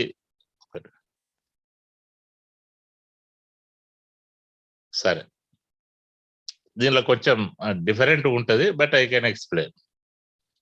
CONH3 దీన్ని ఏమంటాం, హెక్సాఅమైన్ nickel +3. దాన్ని ఏమంటాం హెక్సాఅమైన్ కోబాల్ట్ 3 అయాన్. ఇప్పుడు నేను చెప్పేది యాజ్ ఎ జనరల్ గా చెప్తాను, బట్ స్ట్రిక్ట్లీ స్పీకింగ్ ఇది ఎట్లా ఉంటుంది అన్నది నీకు ఇంకొక ఎగ్జాంపుల్ చెప్తాను. నా పేరు చూడగానే హెక్సాఅమైన్ కోబాల్ట్ 3 అయాన్ అనగానే central metal ion is a cobalt, oxidation state is 3, hexaammine అంటే కోఆర్డినేషన్ నెంబర్. దీనికి మనకు దేంతో సంబంధం లేదు. స్ట్రేట్ అవే we can write out the నేమ్ను బేస్ చేసుకొని oxidation state, coordination number, central metal ion పేరు రాస్తాం. Then we will go for the electron configuration. Electron configuration cobalt 27 మనం ఆల్రెడీ చెప్పినాం. 27 అంటే D7, 4s2, 4p0, 4d0. What will the oxidation state year 3 అంటే 4s2 లకెళ్ళి 2 electron వస్తాయి, 3d7 లకెళ్ళి 1 electron వస్తాయి. అప్పుడు ఏమవుతుంది, 4s2 లకెళ్ళి 2 ఎలక్ట్రాన్స్ పోయినప్పుడు 4s0 అవుతుంది, 3d7 లకెళ్ళి 1 ఎలక్ట్రాన్ పోయినప్పుడు 3d6 అవుతుంది. నా what will the configuration year 3d6, 4s0, 4p0. and 4d0. Now you can observe this. ఇక్కడ ఫస్ట్ పాయింట్ ఏంది, it should have the empty orbitals. It should have the empty orbitals is the first point. That is equal to the what? Coordination number of the central metal. ఇక్కడ చూడండి, ఇవన్నీ fill up అయినాయి కాబట్టి 6 empty orbitals ఉండాలి కాబట్టి 4s లలో 1, 4p లో 3, 4d లోకి 2. So that what is the 4s, 4p, 4d, 4s, 4p, 4d. ఇక్కడ ఈ 6 ఏమైతే అంటే హైబ్రిడేషన్ లోపల పాల్గొని మనకు 6 sp3d2 hybridized orbital ఏర్పరుస్తుంది. So that here we will get the 6 sp3d2 hybridized orbitals. ఈ 6 sp3d2 hybridized orbitals ఏం చేస్తాయంటే again form a coordinate covalent bond with 6 ammonia ligands. So that results the formation of hexaamine cobalt 3 ion అనేది మనకు ఏర్పడుతుంది. ఇక్కడ 4s, 4p, 4d ఈ 6 ఆర్బిటాలు hybridisation లో పాల్గొంటాయి కాబట్టి sp3d హైబ్రిడేషన్ అవుతుంది. ఇక్కడ ammonia donate pair of electron. Here there is a 6 ammonia ligands can donate the pair 1 electron. Results are to form a coordinate covalent bond. Last one మనకి ఏమైతే అంటే hexaamine cobalt 3 ion we are getting. The structure of this hexaamine cobalt 3 ion, because the hybridation is sp3d2 outer d orbitals participate అయినాయి కాబట్టి దీన్ని outer octahedral complex. nd orbitals are undergoes hybridation కాబట్టి దీన్ని sp3 hybridized orbital కింద చెప్పవచ్చు. కానీ pair up కావాలి sir ఇక్కడ 3d6 లా పేరప్ కావాలి సార్ ఎలక్ట్రాన్. దీనికి మళ్ళీ చెప్తా, దీనికి 2 ఉంటాయి. దీనికి నేను నార్మల్ గా చెప్పిన, ఇప్పుడు హుండ్స్ నియమము అగైనెస్ట్ కాదు, బట్ సైనో అంత పవర్ఫుల్, అమోనియా కాదు. But here is what happen at normal గా ఇది జరిగింది. నార్మల్ గా ఇది జరిగినప్పుడు the hybridization is sp3d2 hybridization అన్నప్పుడు the structure is outer octahedral structure. Here how many unpaired electrons are there? 3d6 లా ఇక్కడ నేను 5 రాసిన, 5 కాదు 4 ఉంటాయి. 3d dxy లా పేరు ఉంది, dyz dzx ఇక్కడ ఉంది. సో దట్ ఇక్కడ 4 అన్పేడ్ ఎలక్ట్రాన్. ఓవరాల్ ఏంది, central metal ion undergoes first oxidation లా +3 ఉన్నది, కోఆర్డినేషన్ నెంబర్ 6 ఉంది, హైబ్రిడేషన్ ఇస్ sp3d2 హైబ్రిడేషన్ కాబట్టి it is outer octahedral geometry కలిగి ఉంటుంది. Effective atomic number is 36 no doubt. It is stable. Unpaired electrons ఇక్కడ నేను 5 రాసిన, కాదు 4 ఉంటాయి కాబట్టి 4.9 ఉంటుంది. ఇది పారామాగ్నెటిక్ ప్రాపర్టీస్ కలిగి. ఇప్పుడు ఒకవేళ హెక్సామైన్ కోబాల్ట్ 3 అయాన్ కానీ క్లోరైడ్ కానీ పారామాగ్నెటిక్ ప్రాపర్టీ కలిగి ఉన్నదంటే it's hybridisation is sp3d2 hybridisation. బాగా గుర్తుపెట్టుకోండి, అర్థమైందా? పారామాగ్నెటిక్ ప్రాపర్టీస్ కలిగి ఉంది అన్నప్పుడు 4 అన్పేడ్ ఎలక్ట్రాన్స్ ఉంటాయి. 5 రాసిన 4 ఉంటాయి. 4 అన్పేడ్ ఎలక్ట్రాన్స్ కనుక అయినట్లయితే మ్యూజిక్ ఏమవుతుంది, 4.9 అవుతుంది. దిస్ ఈజ్ అప్పుడు ఇది ఏమవుతుంది అంటే పారామాగ్నెటిక్ అన్నప్పుడు హైబ్రిడేషన్ ఇస్ sp3d2 హైబ్రిడేషన్ అవుతుంది. కానీ ఒరిజినల్ గా కనుక మనం అబ్జర్వ్ చేసినట్లయితే ఇవి ఇక్కడ మళ్ళీ ఒక దగ్గర వస్తుంది. హెక్సామైన్ చూడండి, ఒకవేళ అమోనియాను కనుక మనం స్ట్రాంగ్ ఫీల్డ్ లైగాండ్ అయినట్లయితే అప్పుడు అమోనియా స్ట్రాంగ్ ఫీల్డ్ లైగాండ్ అయినప్పుడైతే తప్పకుండా pairing will be the takes place against the Hund's rule. K3 K4 FeCN6 లో ఏ విధంగా జరిగిందో సిమిలర్ హైబ్రిడేషన్ ఇక్కడ జరుగుతుంది. బట్ అప్పుడు హైబ్రిడేషన్ ఏమవుతుంది, D2 sp3 హైబ్రిడేషన్ అవుతుంది. Effective atomic number same 36, number of paired electrons is 0, diamagnetic properties కలిగి. మీరు బాగా గుర్తుపెట్టుకోండి, ఒకవేళ హెక్సామైన్ కోబాల్ట్ 3 క్లోరైడ్ డయామాగ్నెటిక్ ప్రాపర్టీస్ కలిగి ఉన్నదంటే అది D2 sp3 హైబ్రిడేషన్ కలిగి ఉంటుంది.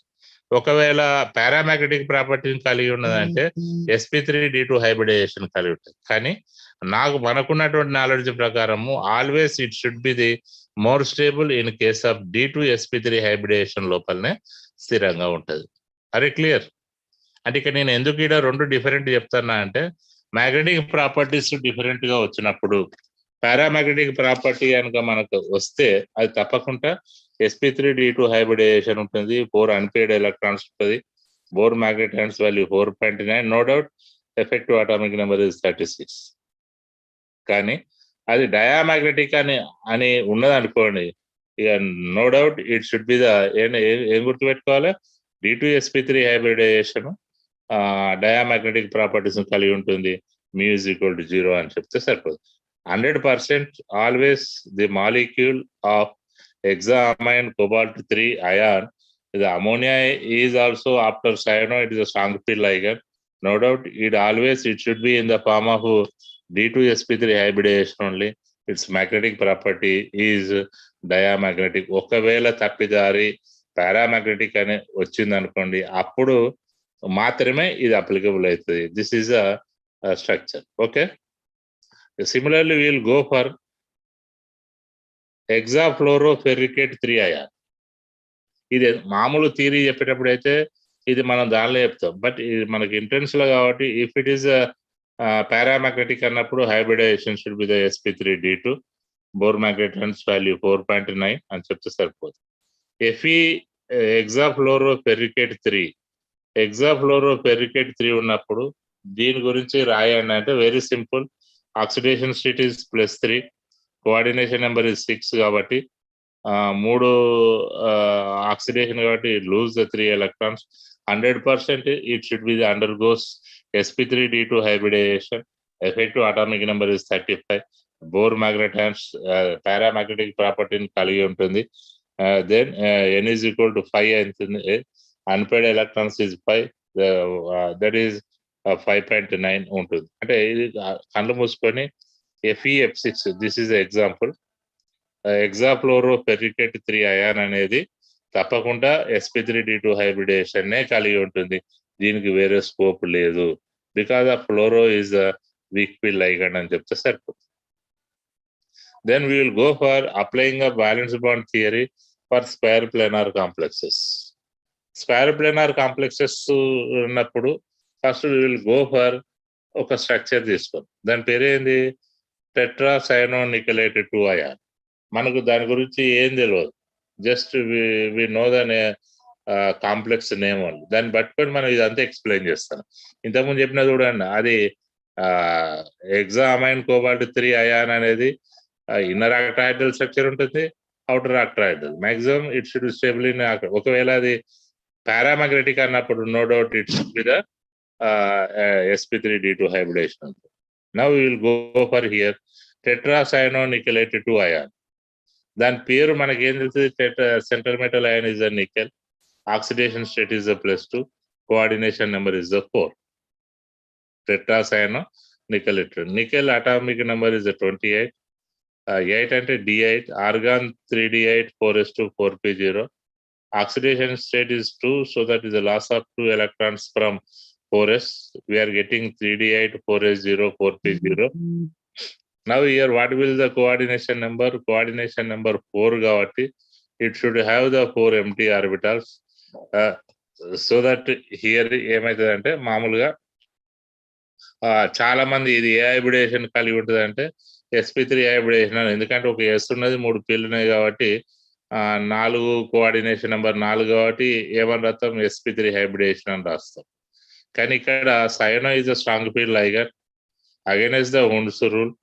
అదేమవుతుంది, 3d(z)² లో ఉన్నటువంటి అన్పేడ్ ఎలక్ట్రాన్ పేడ్ ఇంటూ dx² - y². అంటే 3 పేర్లు అయిపోయినా అలా 4, 5 దాంట్లో సింగిల్ ఉన్నది కాబట్టి అది పేర్ అవుతుంది. When it came in to the pair 3z² అనేది ఖాళీ అవుతుంది కాబట్టి ఒక d ఆర్బిటాలు, ఒక p ఆర్బిటాలు, ఒక d ఆర్బిటాలు, ఒక s ఆర్బిటాలు, 2 p ఆర్బిటాలు dsp2 హైబ్రిడేషన్ లో పార్టిసిపేట్ అంటే 4 dsp2 హైబ్రిడ్ ఆర్బిటాల్స్ ఏర్పడతాయి. ఎప్పుడైతే molecule undergoes to dsp2 hybridization, its geometry is a square planar as per our valence bond theory. These 4 dsp2 hybridized orbital form a coordinate covalent bond with 4 cyano ligands to form a coordinate covalent bond to form a hexacyanonickelate 2 ion మనకు ఏర్పడుతుంది. ఇక్కడ చూడండి, ఎప్పుడైతే electrons are dxy, dyz, dzx, x2, y2 లో already పేరు ఇక్కడ cyano పేరు, ఇక్కడ సైనో పేరు, ఈ 4 ఆర్బిటాల్ కూడా పేరింగ్ ఉన్నది కాబట్టి అన్ని అవుటర్ మోస్ట్ ఆర్బిటాల్ లోపల పేర్డ్ ఎలక్ట్రాన్ కాన్ఫిగరేషన్ ఉంది కాబట్టి it can exhibit the diamagnetic property. Effective atomic number ఇక్కడ చూడండి, ఈ 24s2 ఎలక్ట్రాన్ పైన కాబట్టి ఇక్కడ 3d8 4s2 effective atomic number is మనకేమవుతుంది 34. ఇక్కడ 28 - 2 అయితే 26 + 8 = 34 ఉంటుంది. దిస్ మాలిక్యూల్ ఈజ్ అన్స్టేబుల్ అని చెప్తే ఇక్కడ కూడా ఏమవుతుంది, డయామాగ్నెటిక్ ప్రాపర్టీ ఉంటుంది, అగైనెస్ట్ ఉండ్స్ రూల్ ఉంటుంది, mu = 0, it will be the diamagnetic property. ఒకవేళ ఇదే sp3 హైబ్రిడేషన్ లో పార్టిసిపేట్ అయితే, ఒకవేళ ఇది sp3 హైబ్రిడేషన్ లో పార్టిసిపేట్ అయితే అప్పుడు ఏమైతే అంటే ఒక s ఆర్బిటాలు 3 p ఆర్బిటాలు, అప్పుడు ఏమైతే sp3 హైబ్రిడేషన్ జరుగుతుంది, టెట్రాహెడ్రల్ స్ట్రక్చర్ వస్తుంది. అప్పుడు దీని యొక్క మ్యాగ్నెటిక్ ప్రాపర్టీ ఏమవుతుంది అంటే that magnetic property is paramagnetic అవుతుంది. కానీ మనం ఎప్పుడు కూడా లైగండ్ యొక్క నేచర్ బేస్లో తీసుకున్న తర్వాతనే మిగతా పార్ట్ ఎక్స్ప్లెయిన్ చేస్తాం కాబట్టి, so that సయనో is a strong field ligand, it should undergoes against the Hund's rule pairing is takes place, so that it undergoes dsp2 hybridation. ఇది మనకి ఏర్పడుతుందని చెప్తే సరిపోతుంది. Okay, now come to conclusion. Metal ion is nickel, oxidation state is a +2, coordination number is the 2, ligand against Hund's rule pairing is takes place, dsp2 hybridation, effective atomic number 34, unstable, and paired configuration is there in outermost orbit, therefore is the diamagnetic property, therefore mu value is 0.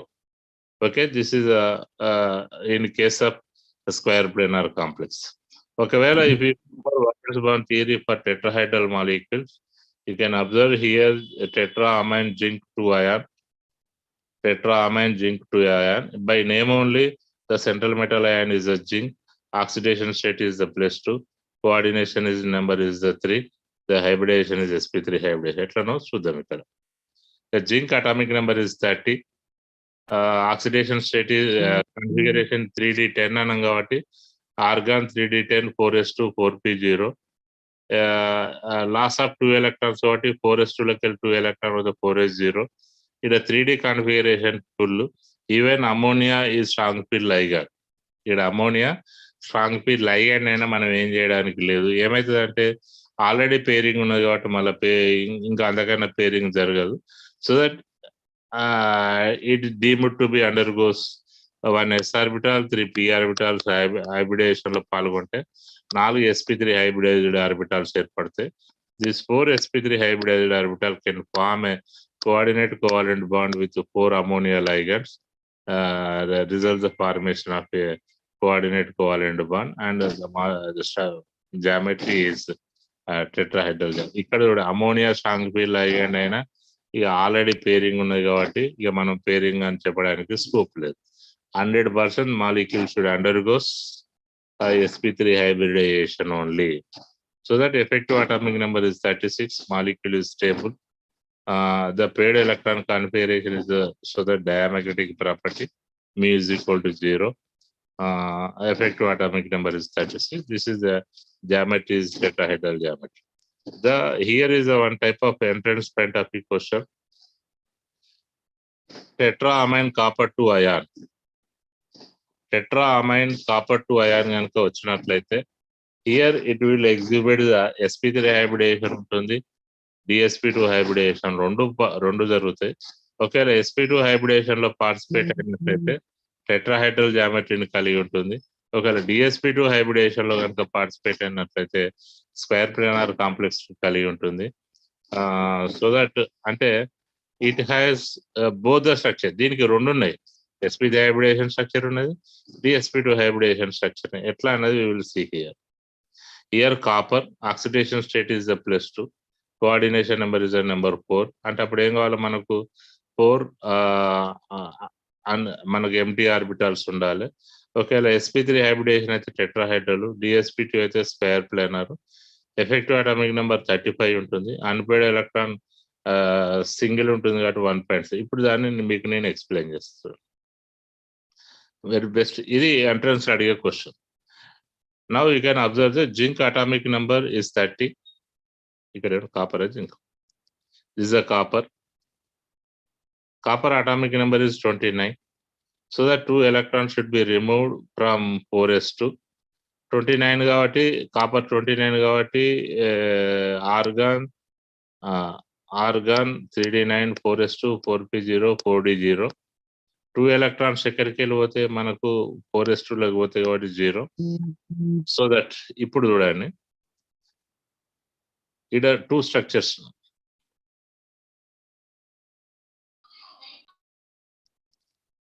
ఇక్కడ 3d9 4s0 4p0 3d0 ఉంది. ఇక్కడ ఈ ఒకే electron చూడండి, ఈ single electron. ఈ single electron ఏంటంటే అది ఆన్నే ఉంటే అప్పుడు ఇది ఏమవుతుందంటే sp3 హైబ్రిడేషన్ లోపల పార్టిసిపేట్ అవుతుంది. జనరల్గా sp3 హైబ్రిడేషన్ లో పార్టిసిపేట్ అయినప్పుడు అది టెట్రాహైడ్రల్ జామెట్రీని కలిగి ఉంటుంది. కానీ ఇక్కడ ఈ దీని ఏమంటుంది 3dz2 dz2 లో ఉన్నటువంటి ఎలక్ట్రాన్ సమ్ టైమ్స్ ఎక్కడికి జంప్ అవుతుంది అంటే 3d నుండి 4 లోనికి జంప్ అవుతుంది. 3d ఆర్బిటాల్ 3d నుండి 4 లోనికి జంప్ అవుతుంది. ఒకవేళ 4 లోనికి జంప్ అయినప్పుడు అప్పుడు 4p లోనికి జంప్ అయినప్పుడు sir copper electronic configuration 3d10 4s1 ఉంటది కదా సార్? అంటే అది స్టేబుల్ కాన్ఫిగరేషన్ రాసేటప్పుడు అట్లా రాస్తాం. అది 2 ఎలక్ట్రాన్ కోల్పోయింది. ఇప్పుడు ఏం రాస్తాం? 3d10 4s1 అని అనుకోండి ఫర్ ఎగ్జాంపుల్. ఇప్పుడు it lose the 2 electrons. 2 electrons పోయినప్పుడు ఎస్లకి ఒక ఎలక్ట్రాన్ పోతుంది, డీలకి ఒక ఎలక్ట్రాన్ పోతుందా పోదా? 3d10లకి ఒక ఎలక్ట్రాన్ పోతే 3d9 అవుతుంది 4s. ఇట్లా అంటే 3d9 4s2 రాయచ్చు, 3d10 4s1 రాసిన ఒక ఎలక్ట్రాన్ 4sలకి వెళ్ళి 3లకి వెళ్ళి 2 ఒక ఎలక్ట్రాన్ పోతే configuration net configuration is 3d9 4s0. ఒకవేళ ఈ 3dలో ఉన్నటువంటి 3dz2 లో ఉన్నది ఏమవుతుందంటే లోవర్ ఎనర్జీ లెవెల్ నుండి హయ్యర్ ఎనర్జీ లోనికి జంప్ అవుతుంది. అప్పుడు జంప్ అయినప్పుడు మాత్రమే ఇక్కడ ఏమవుతుంది అంటే 3dలో ఖాళీ అవుతుంది కాబట్టి 3d ఒక d ఒక s 2 pలు అప్పుడు ఇది dsp2 హైబ్రిడేషన్. ఇక్కడ మీకు క్వశ్చన్ ఏం అడుగుతారంటే tetrammine zinc two ion if it is dsp2 hybridation లో జరిగితే వాట్ హ్యాపెండ్, అక్కడ ఏం జరిగి ఉంటే మనకు dsp2 హైబ్రిడేషన్ వస్తుంది అంటే ఏం చెప్పాలి? 3dz2 లో ఉన్నటువంటి single electron it jump from lower energy level to hire energy level. Result the 3dz will be the empty. 1 3d 1 4s 2 4p undergoes the dsp2 hybridation to form a square planar complex. ఒకవేళ అట్లా jump కానప్పుడు ఇది ఏమవుతాయంటే ఒక s ఆర్బిటాలు 3 p ఆర్బిటాలు hybridisation లో participate అయ్యి sp3 hybridisation కలిగినప్పుడు tetrahedral జామెట్రీని కలిగి ఉంటుంది. Even it is the tetrahedral, even it is the square planar, it will be the paramagnetic compound only. Structure మారింది అంటే టెట్రాహైడ్రల్ అంటే sp3 హైబ్రిడేషన్, స్క్వేర్ ప్లేనార్ అంటే tetrahedral కు పెద్ద మిమ్మల్ని అడగాల్సిన అవసరం లేదు. That is straight away answer. కానీ వై ఇట్ ఈస్ షోయింగ్ అన్నప్పుడు due to the ligand is also strong field ligand కాబట్టి shifting of 1 electron from 3dz2 నుండి హయ్యర్ ఎనర్జీ లెవెల్లోకి షిఫ్ట్ కావడం వల్ల dsp2 హైబ్రిడైజేషన్ జరిగింది. That is the entrance answer. మిగతాదంతా routine. ఇక్కడ ఏం గుర్తుపెట్టుకోవాలి? Shifting of 3dz2 electron from lower energy to higher energy results the 3dz empty orbital. 3dz z2 and 1 4s to 4p undergoes to dsp2 hybridation. అప్పుడు మనకు square ఏర్పడిన. ఇది బాగా గుర్తుపెట్టుకోండి. అంటే ఇది అప్పుడప్పుడు క్వశ్చన్ అడుగుతుంది, what will be the geometry of tetrammine copper 2 ion? Number 1 is sp3 hybridation, number 2 is the dsp2 hybridation, number 3 is the both, number 4 is the none. Or tetrahedral geometry, square planar geometry, both none. ఇక్కడ మనకి ఏమనిపిస్తుంది? Configuration రాసినప్పుడు 4s 4p ఖాళీ అవపడుతుంది. So that it will undergoes sp3 hybridization అని రాసి sp3 అని చాలా మంది రాస్తారు. But the scope is for this is always అంటే డిఎస్పి టు రెండుని ఏర్పరుస్తుంది. So that square planar as well as the tetrahedral అని. ఒకవేళ ఇంకొక question, when it can exhibit square planar complex అన్నప్పుడు shifting of electron from 3D Z² to higher energy level అని రాస్తే సరిపోతుంది. But even though effective atomic number is 35, unstable paramagnetic properties ను కలిగి ఉంది. దిస్ ఈజ్ అబౌట్ ద, మనం అన్నిటి గురించి అంటే మనకి ఏ మాలిక్యూల్ ఏందో పేరు తెలిస్తే దానికి హైబ్రిడైజేషన్ మనం ఎక్స్ప్లెయిన్, అది ఏదన్నా కానివ్వండి, వీఆర్ ఇన్ పొజిషన్. ఒకటి బాగా గుర్తుపెట్టుకోవాలి, we should have the familiar with which one is a strong field ligand, which one is a weak field ligand. Strong field ligand ఉన్నప్పుడు కొంచెం డిఫరెంట్ గా జరుగుతాయి, వీక్ ఫీల్డ్ ligand ఉన్నప్పుడు రొటీన్ లో జరుగుతాయి. Then this is about the valence bond theory applying for all complexes. Now I will give you one example. Examples ఇచ్చేది ఏ type అనేది ఇక మనం అన్ని ఎక్స్ప్లెయిన్ చేసుకుంటూ పోలేం కాబట్టి, సపోజ్ ఎఫ్ఈ హెక్సాఫ్లోరోఫెర్రికేట్ 3IR అనగానే మనం దాని యొక్క స్ట్రక్చర్ అది ఏందన్నది ఎక్స్ప్లెయిన్ చేయాలి.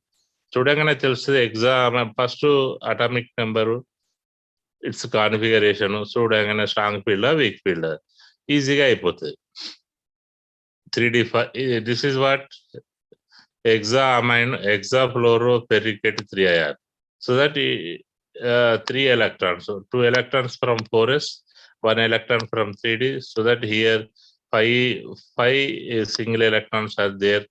The fluoro is a weak field ligand కాబట్టి coordination number 6 కాబట్టి sp3d2 hybridization. Iron central metal ion, oxidation state is +3, coordination number is 6. Undergoes sp3 hybridization, outer octahedral number, effective atomic number 35. 5 unpaired electrons are present, so that paramagnetic as a mu is equal to 5.9.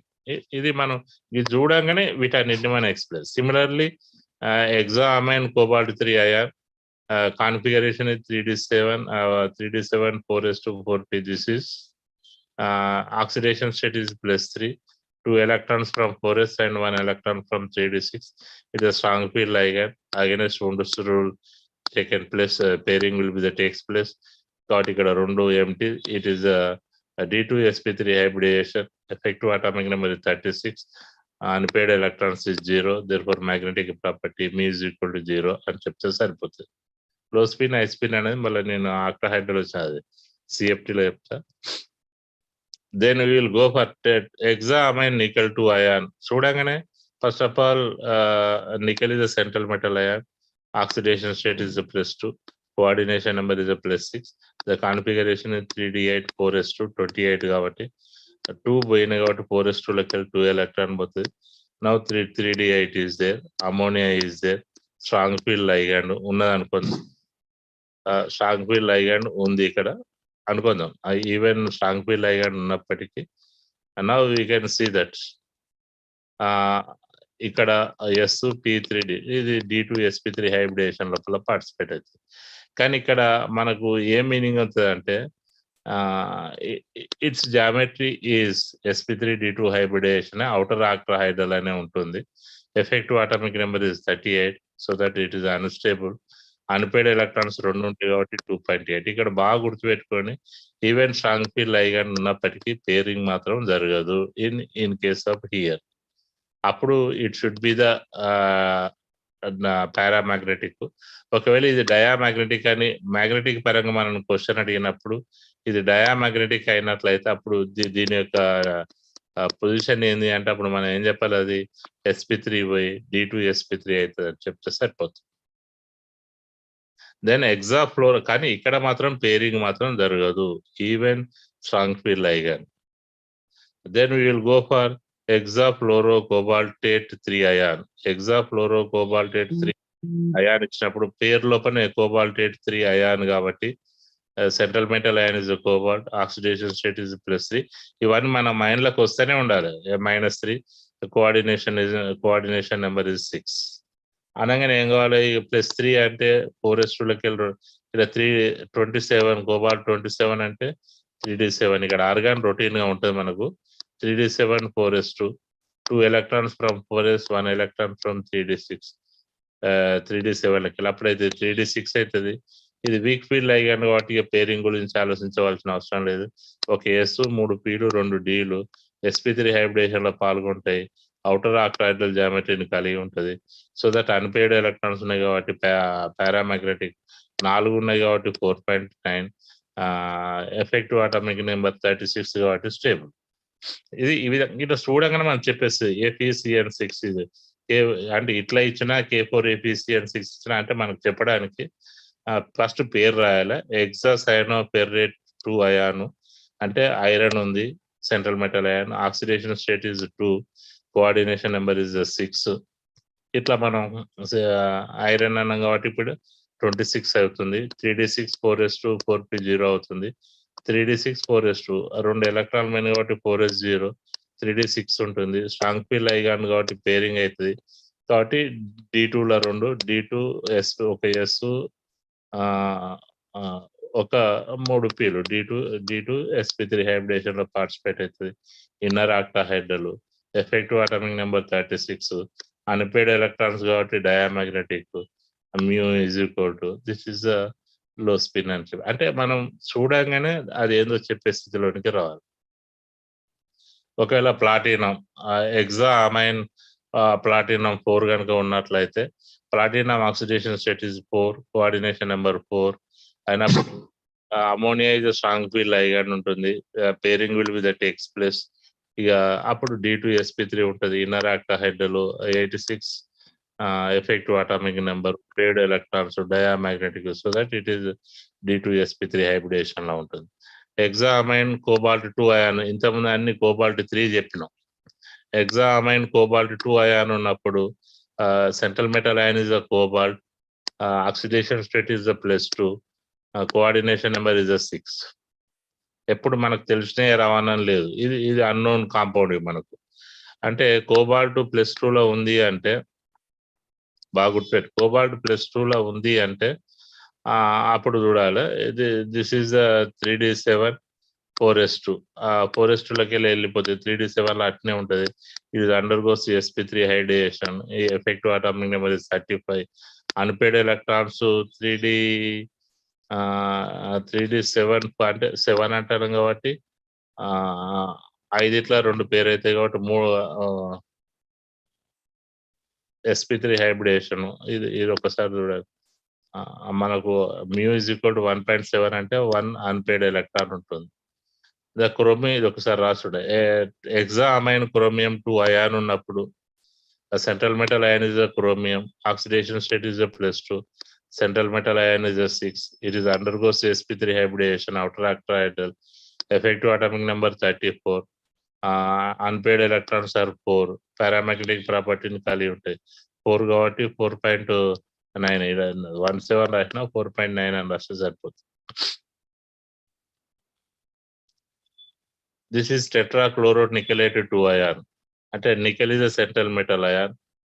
నికెలేటెడ్ 2 అంటాను కాబట్టి oxidation state is 2, so coordination number is 4. So that nickel the nickel అనగానే మనకు ఏమవుతుంది 3D atomic number is 28. ఇది sp3 hybridisation, tetrahedral geometry, effective atomic number 34 కాబట్టి unstable. Unpaired electrons ఉంటాయి 2 ఉంటాయి కాబట్టి unpaired paramagnetic property mu is equal to 2.8.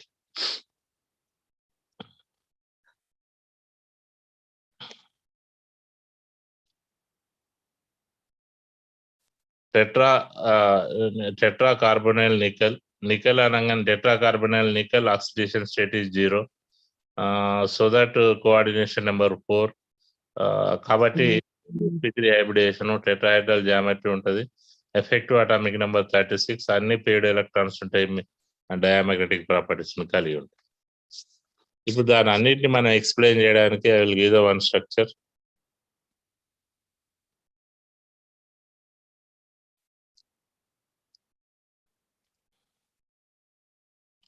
ఇట్లా అన్ని చెప్పుకుంటా పోవడం అంటే ఇది మళ్ళీ మనకు దాంట్లో వస్తుంది, షఫిల్ థియరీలో కూడా వస్తుంది. FeF6 ఆల్రెడీ మనం చెప్పినాం. Hexafluoro ferrate 3 ion, central metal ion is iron, effective atomic number is అంటే after losing of electrons. Actual 26 Z-X కాబట్టి 23. డి కాన్ఫిగరేషన్ ఏమవుతుంది అంటే D5 అవుతుంది. ఇక్కడ వీక్ ఫీల్డ్ లైగాండ్ కాబట్టి sp3 hybridisation, outer octahedral complex, unpaired electrons 5.9 అన్నప్పుడు outer electron configuration D2 easy to T2G అని రాస్తాం కాబట్టి దిస్ ఇస్ ద కాన్ఫిగరేషన్. అందుకే ఇది అన్పేడ్ ఎలక్ట్రాన్స్ 5 అయింది, వీక్ ఫీల్డ్ లైగాండ్ కాబట్టి.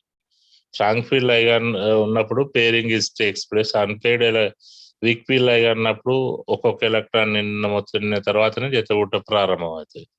Then if you go for hexa amine cobalt 3 IR, cobalt is the central metal IR, the oxidation state is +3 అంటే Z-X అంటే 27 ఇట్లకి వెళ్ళి 3 24.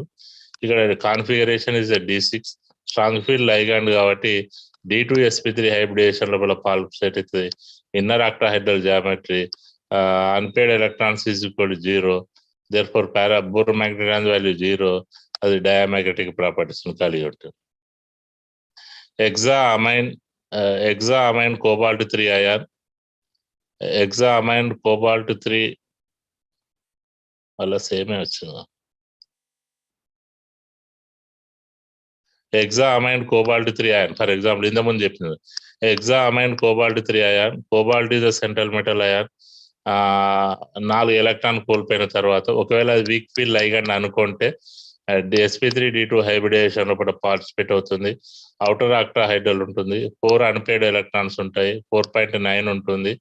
This is the configuration. But ఇది not paired. యాక్చువల్గా paired జరుగుతానేమో మనకు 5 ఏర్పడతాయి, paired జరగకపోతే ఇది ఏర్పడుతుంది.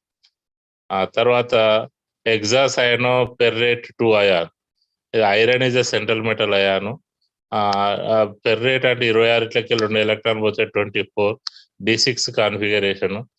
ఇక్కడ స్ట్రాంగ్ ఫీల్డ్ లైగాండ్ కాబట్టి తప్పకుండా పేరింగ్ జరుగుతుంది. D2 sp3 హైబ్రిడేషన్ జరుగుతుంది. Unpaired electrons is 0, diamagnetic property muse equal to 0.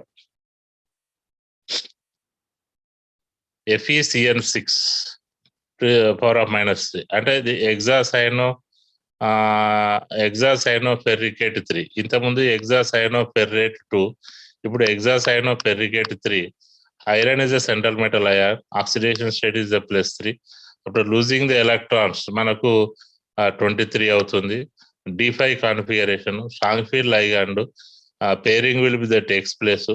Inner octahedral geometry ఉంటుంది, సింగిల్ ఎలక్ట్రాన్ ఉంటుంది, అన్పేడ్ ఎలక్ట్రాన్ డయామాగ్నెటిక్ ప్రాపర్టీ 1.7, ఆడ single electron pairing is takes place.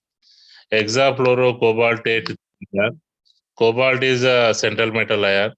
3 ఎలక్ట్రాన్లు కోల్పోతాయి కాబట్టి 27 వెళ్ళి 24. అప్పుడు కోబాల్ట్ 27, అప్పుడు 3 పోతాయి కాబట్టి D6 కాన్ఫిగరేషన్ ఉంటుంది. వీక్ ఫీల్డ్ లైగాండ్ కాబట్టి sp3 D2. జనరల్ గా స్ట్రాంగ్ ఫీల్డ్ లైగాండ్ ఉన్నప్పుడు sp3 మనకు వీలైనంత మట్టుకు వస్తుంది. వీక్ ఫీల్డ్ లైగాండ్ ఉన్నప్పుడు sp3 D2. Outer octahedral geometry, 3 unpaired electrons ఉంటాయి, 2 అన్పేడ్ ఎలక్ట్రాన్స్ ఉంటాయి, 2.8. This is the no pairing. ఇది ఎగ్జా అమైన్ కోబాల్ట్ 2 IR. ఇక్కడ చూడండి, hexa amine cobalt 2 IR, cobalt oxidation state is +2. Atomic number 27 వెళ్ళి 2 పోతాయి కాబట్టి 25. ఇది D7. ఇది స్ట్రాంగ్ ఫీల్డ్ లైగాండ్ కాబట్టి పేరింగ్ స్ట్రాంగ్ ఫీల్డ్ లైగాండ్ కాబట్టి ఇక్కడ పేరింగ్ జరగలేదు. అయినప్పటికీ పేరింగ్ జరగలేదు. 2 ఆక్సిడేషన్ స్టేట్ 2 ఉంది కాబట్టి అప్పుడు ఇక్కడ sp3 D2 hybridisation, outer octahedral geometry, 2 unpaired electrons ఉంటుంది, 2.8. ఒకవేళ క్రోమియం అనుకున్నట్లయితే hexa amine chromium 3 IR, chromium 24, 3 oxidation state కాబట్టి 21, D3 ఉంటుంది, strong field ligand, sp3 hybridisation, 3 unpaired electrons 3.8 ఉంటుంది. టెట్రాహైడ్రల్ స్ట్రక్చర్ లాగానికి వచ్చినట్లయితే టెట్రాసైనో నికెల్, ఇక్కడ మీరు బాగా అర్థమైంది. స్ట్రాంగ్ ఫీల్డ్ లైగాండ్ ఉన్నప్పుడు వీలైనంత మట్టుకు D2 sp3 హైబ్రిడేషన్ లకు పోతాయి. వీక్ ఫీల్డ్ లైగాండ్ ఉన్నప్పుడు sp3 హైబ్రిడేషన్ లో పోతాయి. ఒంటరి ఎలక్ట్రాన్లను బట్టి క్యాలిక్యులేట్ చేయాలి. ఎఫెక్టివ్ అటామిక్ నెంబర్ మనకు తెలిసిపోతుంది.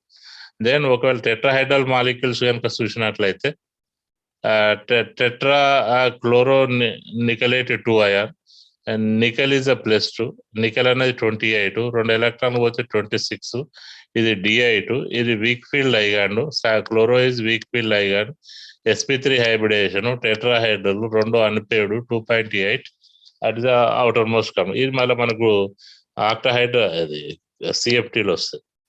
టెట్రా సైనో నికలేట్ 2 అయాను, ఇది టెట్రాహైడ్ అది కోఆర్డినేషన్ నెంబర్ 4లో ఎక్స్ప్లెయిన్ చేస్తుంది. నికెల్ 2 అయాను, నికెల్ 28, 2 ఎలక్ట్రాన్ అయితే 26, ఇది di2 స్ట్రాంగ్ ఫీల్డ్ లైగాండ్, కాబట్టి DsP2 hybridisation, square planar structure, unpaired electrons is 0, diamagnetic, this is the pairing will takes place. తర్వాత tetra carbonyl nickel, ఈ tetra carbonyl కూడా one of the strong field ligands, 28, D10, sp3 hybridisation, ఇక్కడ strong field ligand అయినప్పటికీ కూడా ఇది sp3 hybridization లో పాల్గొంటుంది. Tetrahedral geometry ఉంటుంది, no unpaired electron, diamagnetic property. Coordination number 5, ఇది మనకు జనరల్ అడిగారు, ఒకవేళ అడిగితే penta chloro manganate 2 ion, manganese అంటే 25లకి 25, మ్యాంగనీస్ అంటే 25, 2 ఎలక్ట్రాన్స్ పోతాయి కాబట్టి 23, ఇది D5 configuration, weak field ligand, sp3 hybridisation, trigonal bipyramidal structure ఉంటుంది, అన్పేర్డ్ ఎలక్ట్రాన్స్ ఆర్ 5.9. ఇది ఒకవేళ tetra carbonyl penta carbonyl cobalt కనుక తీసుకున్నట్లయితే oxidation state is 27, D9 strong field ligand, DsP3 hybridisation, square pyramidal నిర్మాణాన్ని కలిగి ఉంటుంది. 1 ఒక అన్పేర్డ్ ఎలక్ట్రాన్ ఉంటుంది, 1.7 బోర్ మ్యాగ్నెటాన్స్ వాల్యూ, కాన్ఫిగరేషన్ ఇది EG2 TG6. దిస్ ఇస్ అంటే సింపుల్ గా strong field ligand week field ligand అయినప్పుడు దానికి హైబ్రిడైజేషన్ ఏముంటది, జామెట్రీ ఏముంటది, అన్పేర్డ్ ఎలక్ట్రాన్స్ బేస్ చేసుకుని బోర్ మ్యాగ్నెటాన్స్ వాల్యూ అది పారామాగ్నెటికా డయామాగ్నెటికా అనేది ఎక్స్ప్లెయిన్ చేయాలి. Now we will go for last merits and demerits of Werner's coordination, valence bond theory. Valence bond theory can explain the stabilities of the complexes, geometry of the complexes, bond angles of the complexes, bond nature of the complexes, and magnetic properties of the complexes. అంటే science develop అవుతున్న కొలది merits కన్నా demerits ఎక్కువైతున్నాయి కాబట్టి then we will go for demerits in valence bond theory. Number 1, colour properties ని explain చేయట్లేదు. It can not explain the stability of complexes. Complex యొక్క stabilities కూడా మనకు అంత డీటెయిల్ గా చెప్తాను కానీ అంత ఈ సిద్ధాంత ప్రకారం అని ఇక్కడ లేదు. ఇక్కడ హుండ్స్ నియమానికి వ్యతిరేకంగా పేరింగ్ జరుగుతుంది. Why the pairing is takes place against the Hund's rule అన్నదానికి కూడా ఈయన దగ్గర మనకు ఆన్సర్ లేదు దిస్ థియరీలో. ఆక్టాహైడ్రల్ కాంప్లెక్సెస్ లో there are inner octahedral complexes, outer octahedral complexes అని చెప్తాను. జామెట్రీ స్ట్రక్చర్ ఒకటే రకంగా రాస్తున్నాం కాబట్టి there is no differentiation. N-1D ఉన్నప్పుడు ఎట్లా, ND ఉన్నప్పుడు ఎట్లా అన్నది క్లియర్ గా structure will be the same, but inner octahedral outer octahedral దానికి మనకు ప్రాపర్ ఆన్సర్ లేదు. Sometimes the complexes forms one kind of complex, అంటే some complexes form one kind of complex with one type of ligand, another type of complexes are form another type of complexes with ligand. అంటే ligand లో మారుతున్నప్పుడు వాటి యొక్క structures మారుతూ ఉంటాయి and వాటి యొక్క నేచర్ మారుతూ ఉంటుంది. ఎందుకు సపోజ్ కోబాల్ట్ అమోనియాతోని DsP2 హైబ్రిడేషన్ లో పార్టిసిపేట్ అవి ఒక నిర్మాణాన్ని ఏర్పరుస్తుంది. అదే కోబాల్ట్ వీక్ ఫీల్డ్ లైగాండ్ తోని sp3d2 హైబ్రిడేషన్ లో పార్టిసిపేట్ అయ్యి ఇంకొక రకమైన same central metal ion, one type of ligand gives the one type of structure, another type of ligand gives another type of structure. Why అనేది explain చేయాలి. అంటే మనం చెప్తాను ఇట్లా పేరింగ్ జరుగుతుంది అని, పేరింగ్ జరిగితే పేరింగ్ జరగకపోతేనేమో sp3d2, పేరింగ్ జరిగితే D2sp3 అని మనం చెప్తాను కానీ ఇంకా ప్రాపర్ ఎక్స్ప్లెనేషన్ లేదు. The theory does not explain the why the electrons are jumping shifting from lower energy level to higher ఎనర్జీలో. మనం ఇంతకుముందు చెప్పిన చూడు tetra amine copper 2 ion Sometimes it may be exhibit the sp3 hybridization, the geometry is tetrahedral. If it is a square planar, the hybridization is dsp2. dsp2 occur due to the shifting of dz square లో electron from lower energy to hire energy. దాని గురించి ఎందుకు shifting జరుగుతున్నాయి అనేది explain చేయాలి. కానీ reason చెప్పనప్పటికీ అట్లా జరిగితే ఈ నిర్మాణం మాత్రం ఏర్పడుతుందని చెప్పడం మాత్రం right. There is no proper explanation for labile complexes and inert complex. మనకు తర్వాత వస్తాయి labile complexes, inert అంటే స్టేబుల్ కాంప్లెక్సెస్, అన్స్టేబుల్ కాంప్లెక్సెస్ అని రెండు ఉంటాయి. labile, inert అని వాటి గురించి this theory is not explain. General గా మనం ఏం చేస్తామంటే కొంచెం పాజిటివ్ వచ్చినప్పుడు దాని మీద ఇంతగానం ఎక్స్ప్లెయిన్ చేసిండు పాపం ఆయన. సింపుల్లీ పేరును చూడంగానే దాని యొక్క స్ట్రక్చర్ ని ఎక్స్ప్లెయిన్ చేసే స్థితికి వ్యాలెన్స్ బాండ్ థియరీ ఉంది. ఆయన అన్ని చేసినప్పటికీ ఆ మంచి కన్నా అంటే ఆయన చేసిన పాజిటివ్స్ కన్నా నెంబర్ ఆఫ్ నెగటివ్ క్వశ్చన్స్ ఎక్కువ ఉన్నాయి. కాబట్టి ఈ ఫెల్ట్ సమ్వాట్ అన్హ్యాపీ, ఇవన్నీ చేయలేకపోతాను అన్నది ఆయన దృష్టి లోపల ఉంది. అందుకొరకు ఇవన్నీ మీకు అప్పచెప్పిన, నేను చదువుకున్నప్పటి నుండి అవి అట్నే ఉన్నాయి. కాబట్టి మీరు ఎవరైనా బాధది మంచి సైంటిస్టులై why the pairing is takes place, why the electrons are shifting from lower energy to higher energy, why the one central metal ion is forming two complexes with two different ligands అన్నది కూడా మీకు ఒక area ఉన్నది. You have to go for in research. Then we will go for there is one series weak field ligand అంటే first smallest weak అన్నట్టు, అంటే ఇది weak field ligand, strong field ligand రెండు ఉన్నాయి. Weak field ligand iodo is great, iodo is less than bromo ligand, bromo is less than sulfide, chloro, nitro, fluoro, hydroxo, water and oxide. ఇవన్నీ అన్ని ఏంటంటే week field ligand. Iodide నుండి start అయి పై వరకు వాటి యొక్క నెగటివ్ లో కూడా అంటే వీక్ ఫీల్ ligand లో కూడా ఒకదాని మించి ఒకటి ఉంటుంది అన్నట్టు. Then we will go for the strong field ligand లోపల generally ethylene EDTA, ammonia, pyridine, ethylene diamine, bipyridine, orthophenandrine, nitro, carbonyl, ఇంకా మనకి ఏముంటుంది అంటే సైడ్, ఇవన్నీ స్ట్రాంగ్ ఫీల్ ligand గా ఉంటాయి. ఇవన్నీ సిరీస్ అన్నట్టు. అంటే we are arranging the ligands based on their strengths in a order.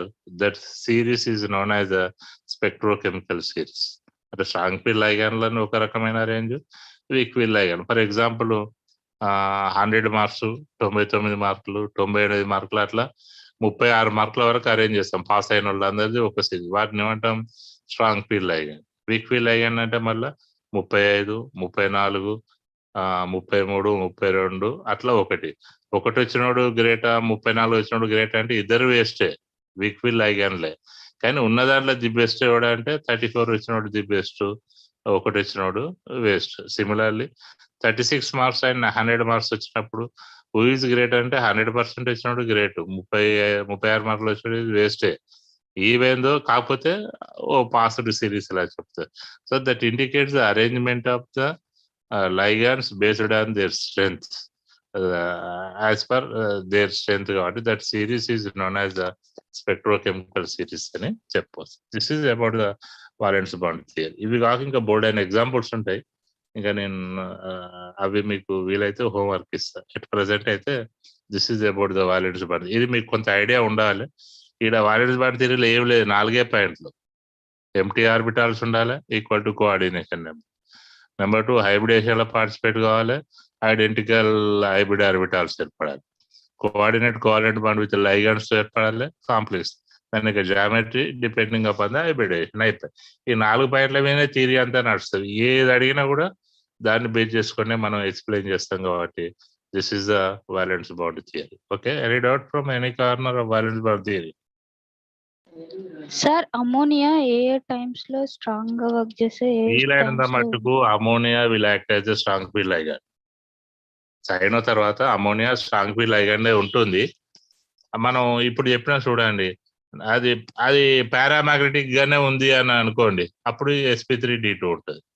Diamagnetic గా ఉంది అనుకోండి కాంప్లెక్సెస్ లోపల, అది నో డౌట్ d2sp3. ఒకవేళ మ్యాగ్నెటిక్ ప్రాపర్టీస్ వచ్చినప్పుడు మనం ఎక్స్ప్లెయిన్ చేయగలుగుతాం. అండ్ మిగతా టైం లోపల మన దగ్గర అంత ఆన్సర్ ఉండదు. అర్థమైందా? మ్యాగ్నెటిక్ ప్రాపర్టీస్ వచ్చినప్పుడు అది పారామ్యాగ్నెటిక్ అని అన్నాం అనుకో, ఆక్టాహెడ్రల్ కాంప్లెక్స్ విత్ అమోనియా అని అన్నాం అనుకో, అప్పుడు పారా అన్నప్పుడు నో డౌట్ sp3d2. కానీ డయా అన్నాం అనుకోండి 100% is the d2sp3. వీలైనంత మటుకు ammonia will be the strong field ligand, always it is in the form of d2sp3 hybridisation. Anymore?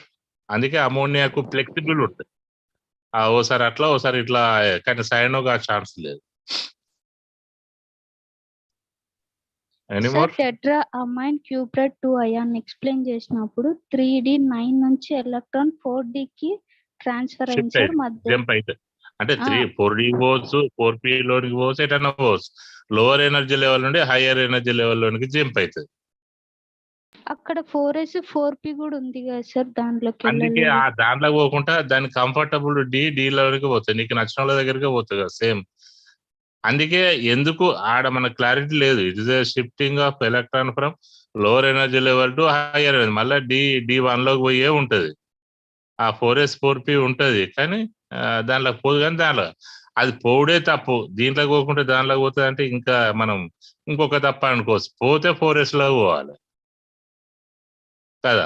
ఒకవేళ అది 4s లో పోతే అప్పుడు మనకు హైబ్రిడేషన్ పరంగా పెద్ద తేడా రాదు. అంటే హైబ్రిడేషన్ లో హైబ్రిడ్ ఎలక్ట్రాన్లు ఉన్నాయి కూడా అప్పుడప్పుడు పార్టిసిపేట్ కావచ్చు. కానీ ఇక్కడ మాత్రం 3D లోను అదే ఈ థియరీలో నెగటివ్ అన్నట్టు.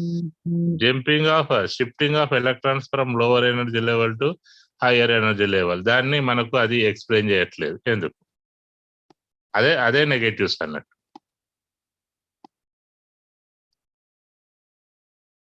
ఇంకా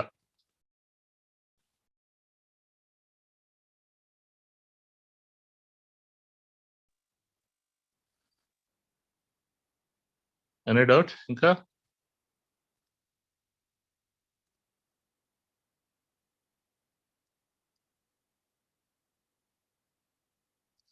మనకు కోఆర్డినేషన్ కాంపౌండ్స్ అయిపోతాయి, నామినిక్లేచర్ అయిపోతుంది, కానీ మీ నామినిక్లేచర్ నాకు తెలియదు కదా. Very clear. ఎనీమోర్? అయితే కొన్ని రైటింగ్ లా కొన్ని మిస్టేక్ పోయినాయి చూడండి. అంటే నేను స్పీడ్ గా దాన్ని సెట్ చేసి మళ్ళీ మీకు షేర్ చేస్తా, సార్కి పంపిస్తా. Okay sir, thank you sir. Anymore? ఎందుకంటే నేను స్పీడ్ గా రాసినప్పుడు, అంటే మనం రాసినప్పుడు ఓవర్లుక్ లో రాస్తాం, స్పీడ్ గా రాస్తాం కాబట్టి అక్కడక్కడ 1 or 2 మిస్టేక్స్ పోయినాయి. I will rectify it and మీకు షేర్ చేస్తా. ఇంకా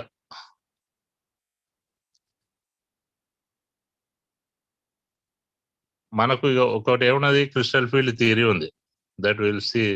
అది కూడా సముద్రం ఎంతైనా చెప్పవచ్చు. కానీ మనకు థీమ్ అర్థమైతే వాడు ఏదడిగినా, ఇప్పుడు వాలెన్స్ బాండ్ థియరీలో మనకు చాలా మందికి నామినిక్లేచర్ చెప్తే చాలా మందికి భయం అవుతుంది. 2 ఉంటే ఏం చెప్పాలి, 3 ఉంటే ఏం చెప్పాలి, అసలు కొన్ని స్టేజ్ లోపల ప్రాబ్లం అవుతుంది. ఇప్పుడు కొంత క్లారిటీ వచ్చింది. సిమిలర్లీ వాలెన్స్ బాండ్ థియరీలో మనం ఏ రకమైన స్ట్రక్చర్ అయినా ఇప్పుడు మీరు ఎక్స్ప్లెయిన్ చేయగలుగుతారా లేదా? ఇప్పుడు నేను చెప్పాను ఏదైనా మీకు ఏదైనా కొత్త వస్తే you can do practice. First ఏం రాయాలి, దానికి పేరు రాయాలి, తర్వాత ఏం రాయాలి, సెంట్రల్ మెటల్ అయ్యానండి, తర్వాత ఆక్సిడేషన్ స్టేట్ ఏంది, తర్వాత కోఆర్డినేషన్ నెంబర్ ఏంది, then we have to go for electron configuration, then we rectify the oxidation state, then you can observe the number of empty orbitals ఉన్నాయా లేవా. ఉన్న తర్వాత చూసిన తర్వాత you can go for the ligand strong field weak field అని చూడాలి. అది strong అయితే ఒక రకం, వీక్ అయితే ఒక రకం, పేరింగ్ ఉంటే జరగవచ్చు లేకపోతే లేదు. Then number of empty orbitals should undergoes hybridisation, then hybrid orbitals are form a coordinate covalent bond, then we can explain the geometry. అట్లా అది ఏదైనా కూడా, ఏ స్ట్రక్చర్ ఇచ్చినా కూడా మనం హెల్ప్ రాయడానికి మనం ముందుకు రావచ్చు. ఇంకొక ఎగ్జాంపుల్ నేను ఒకటి చెప్తా, ప్రాక్టీస్ చేయండి.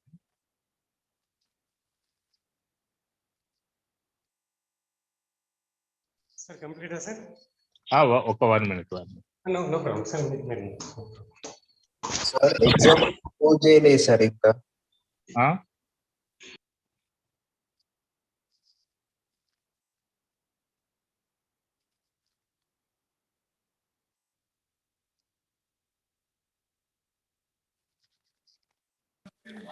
సార్ ఎగ్జామ్ ఉందా సార్ ఇప్పుడు? ఉంది నాన్న, ఎగ్జామ్ రాయండి. నిన్నటి మిస్ అయిన ఎగ్జామ్ ఉంటుంది. Okay sir. ఓకే సార్, మరైతే కానీ. Thank you sir, thank you very much. చాలా okay, thank you very much. Right. నన్ను 8:30 స్టార్ట్ అవుతుంది ఎగ్జామ్, జాయిన్ కండి. కంపల్సరీ సబ్మిట్ చేయండి. కొందరు ఏంటంటే ఇమ్మీడియట్ గా సబ్మిట్ చేస్తున్నారు చేయకుండానే. స్క్రీన్ షాట్ తీసుకొని మీకు తెలియాలి కదా, మీ మార్క్స్ ని డిస్ప్లే చేసినా కూడా మిమ్మల్ని ఏమనట్లే కదా. కంపల్సరీ ఎగ్జామ్ రాయాలి. ఎన్నిసార్లు ఎగ్జామ్స్ రాస్తే దాని మీద అంత నాలెడ్జ్ వస్తుంది. మనకి ఎగ్జామ్ మీద భయం పోతుంది. భయం పోయినప్పుడే మీరు ఏ టైప్ ఆఫ్ క్వశ్చన్ కైనా ఎగ్జామ్ లో అయినా ఆన్సర్ చేయడానికి స్కోప్ ఉంటుంది. సో దట్ ఎగ్జామినేషన్ ఫియర్ పోవాలంటే you have to practise the number of times what we are conducting in our level. అంటే ఒక 5 minutes ఎక్కువనే ఉంచుతున్నాం, కానీ కొందరు ఏంటంటే సబ్మిట్ చేయట్లేదు. కొందరేమో విత్ ఇన్ 10 minutes లో సబ్మిట్ చేస్తున్నారు. అంటే డెఫినెట్ గా స్క్రీన్ షాట్ తీసుకొని పుట్టి సబ్మిట్ చేస్తుండాలి. అది కాదు కదా మీకు ఎగ్జామ్స్ పెట్టడం అంతా. స్క్రీన్ షాట్ తీసుకుంటారు, కొందరు గూగుల్లో ఆన్సర్ సెర్చ్ చేసి కూడా రాస్తారు.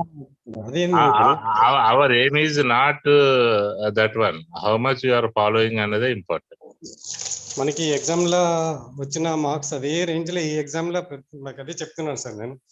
మన ఎగ్జామ్స్ 40% 50% తెచ్చుకుంటే డెఫినెట్ గా క్వాలిఫై అవుతారు సార్ ఫైనల్ గా. అంటే మనం లాస్ట్ 3 years నుంచి అదే చూస్తున్నాం. సీరియస్ గా ఎగ్జామ్ రాసి మార్క్స్ వచ్చిన వాళ్ళు ప్రతి ఒక్కరు క్వాలిఫై అవుతున్నారు సార్. ఎగ్జామ్ రాయకుండా ఎంతకంటే ఇంత స్ట్రెయిన్ తీసుకున్నప్పుడు మీరు ఇంత బిజీ ఉండి లైఫ్ లో కూడా మీరు మళ్ళీ ఇంత స్ట్రెయిన్ తీసుకుంటున్నారు. అంతా అది కొందరికే అర్థమవుతుంది సార్. వాళ్ళు మళ్ళీ 16 దాకా జాయిన్ అవుతున్నారు. మనం మనది చేస్తాం అనుకోండి, వాళ్ళు ఎట్లున్నా కూడా. మనం మన లెవెల్లో మనం ఎంత అదో ఒకటి ఉంటుంది చూడండి. మనం సముద్రం దగ్గరికి పోయి how much water you want అంటే depending upon our vessel. So spoon పట్టకపోతే స్పూనే వస్తుంది, బకెట్ పట్టకపోతే బకెట్ వస్తుంది, ట్యాంక్ పట్టకపోతే ట్యాంక్ వస్తుంది. మీరు ఆ లెవెల్ ఉండాలి. ఏం కావాలన్నది మా దగ్గర నుండి అన్నది you can extract. But thing is that your aim should be more, పెద్దగా ఉండాలి. అంత పెద్దగా ఉన్నప్పుడు కనీసం మీరు ప్రాక్టీస్ గ్రౌండ్ రియాలిటీకి వచ్చేటప్పటికి కనీసం మనం బకెట్ లెవెల్ వచ్చినా పాస్ అవుతాం. అసలే స్పూన్ పట్టుకున్న ఏమవుతుంది, ఏం రాదు కదా. Are you attending the class అన్నది కాదు మా ఉద్దేశం, హౌ మచ్ యూఆర్ ఫాలోయింగ్ అన్నది ఇంపార్టెంట్. ఇద్దరు వచ్చినా ఎందుకంటే మనం కమర్షియల్ కాదు కదా సార్. ఇద్దరు వచ్చినా 2 ఫ్యామిలీస్ బెనిఫిట్ అన్నమాట. నలుగురు వస్తే 4 families benefit. Hour aim is that it should be continue in the future, but that should be depending upon the this batch. ఈ బ్యాచ్ లో మీరు అందరు మంచిగా వచ్చి కొంచెం బాగా సీట్లు వచ్చాయి అనుకోండి, మాకు అది కెటలిస్ట్ గా పనిచేసి ఇంకా మోటివేట్ అయ్యి మేము నెక్స్ట్ ఇయర్ కూడా చెప్పండి. మీకు ఈ ఇయర్ కూడా చెప్పడానికి కారణం ఏంది, లాస్ట్ ఇయర్ మాకు మంచి ర్యాంకులు వచ్చినాయి కాబట్టి ఈ ఇయర్ కూడా మీరు తెచ్చుకున్నాను అనుకో, నెక్స్ట్ ఇయర్ వచ్చే జనరేషన్ కి మేము బెనిఫిట్ చేయగలుగుతాం. మీరే మాకు మోటివేట్గా ఉండాలి, కెటలిస్ట్ ఉండాలి. అవసరమైతే గ్రౌండ్ లెవెల్ నుండి హయ్యర్ ఎనర్జీ లెవెల్ తీసుకుపోయే లెవెల్ మీరు ఉంటే మాకు ఈజీ అవుతుంది. అదర్వైజ్ ఈ ఒక మంచి ఎయిమ్తో స్టార్ట్ అయింది, మీరు ఈజీగా తీసుకొని లైట్ గా తీసుకొని ఫాలో కాకపోతే నెక్స్ట్ కమింగ్ జనరేషన్ లోపల చాలా మంది పిల్లలకి లాస్ అవుతుంది. Your aim is that at least you can continue, that indicates future లో కూడా మనకు బాగా జరుగుతుంది. ఓకే మరి, bye sir. Good night sir, thank you very much. Right sir, right exams రాయండి అందరు. Right sir, right. ఎండ్ చేసేయండి సార్. మీరే హోస్ట్. నేనే ఇచ్చాను. ఓకే.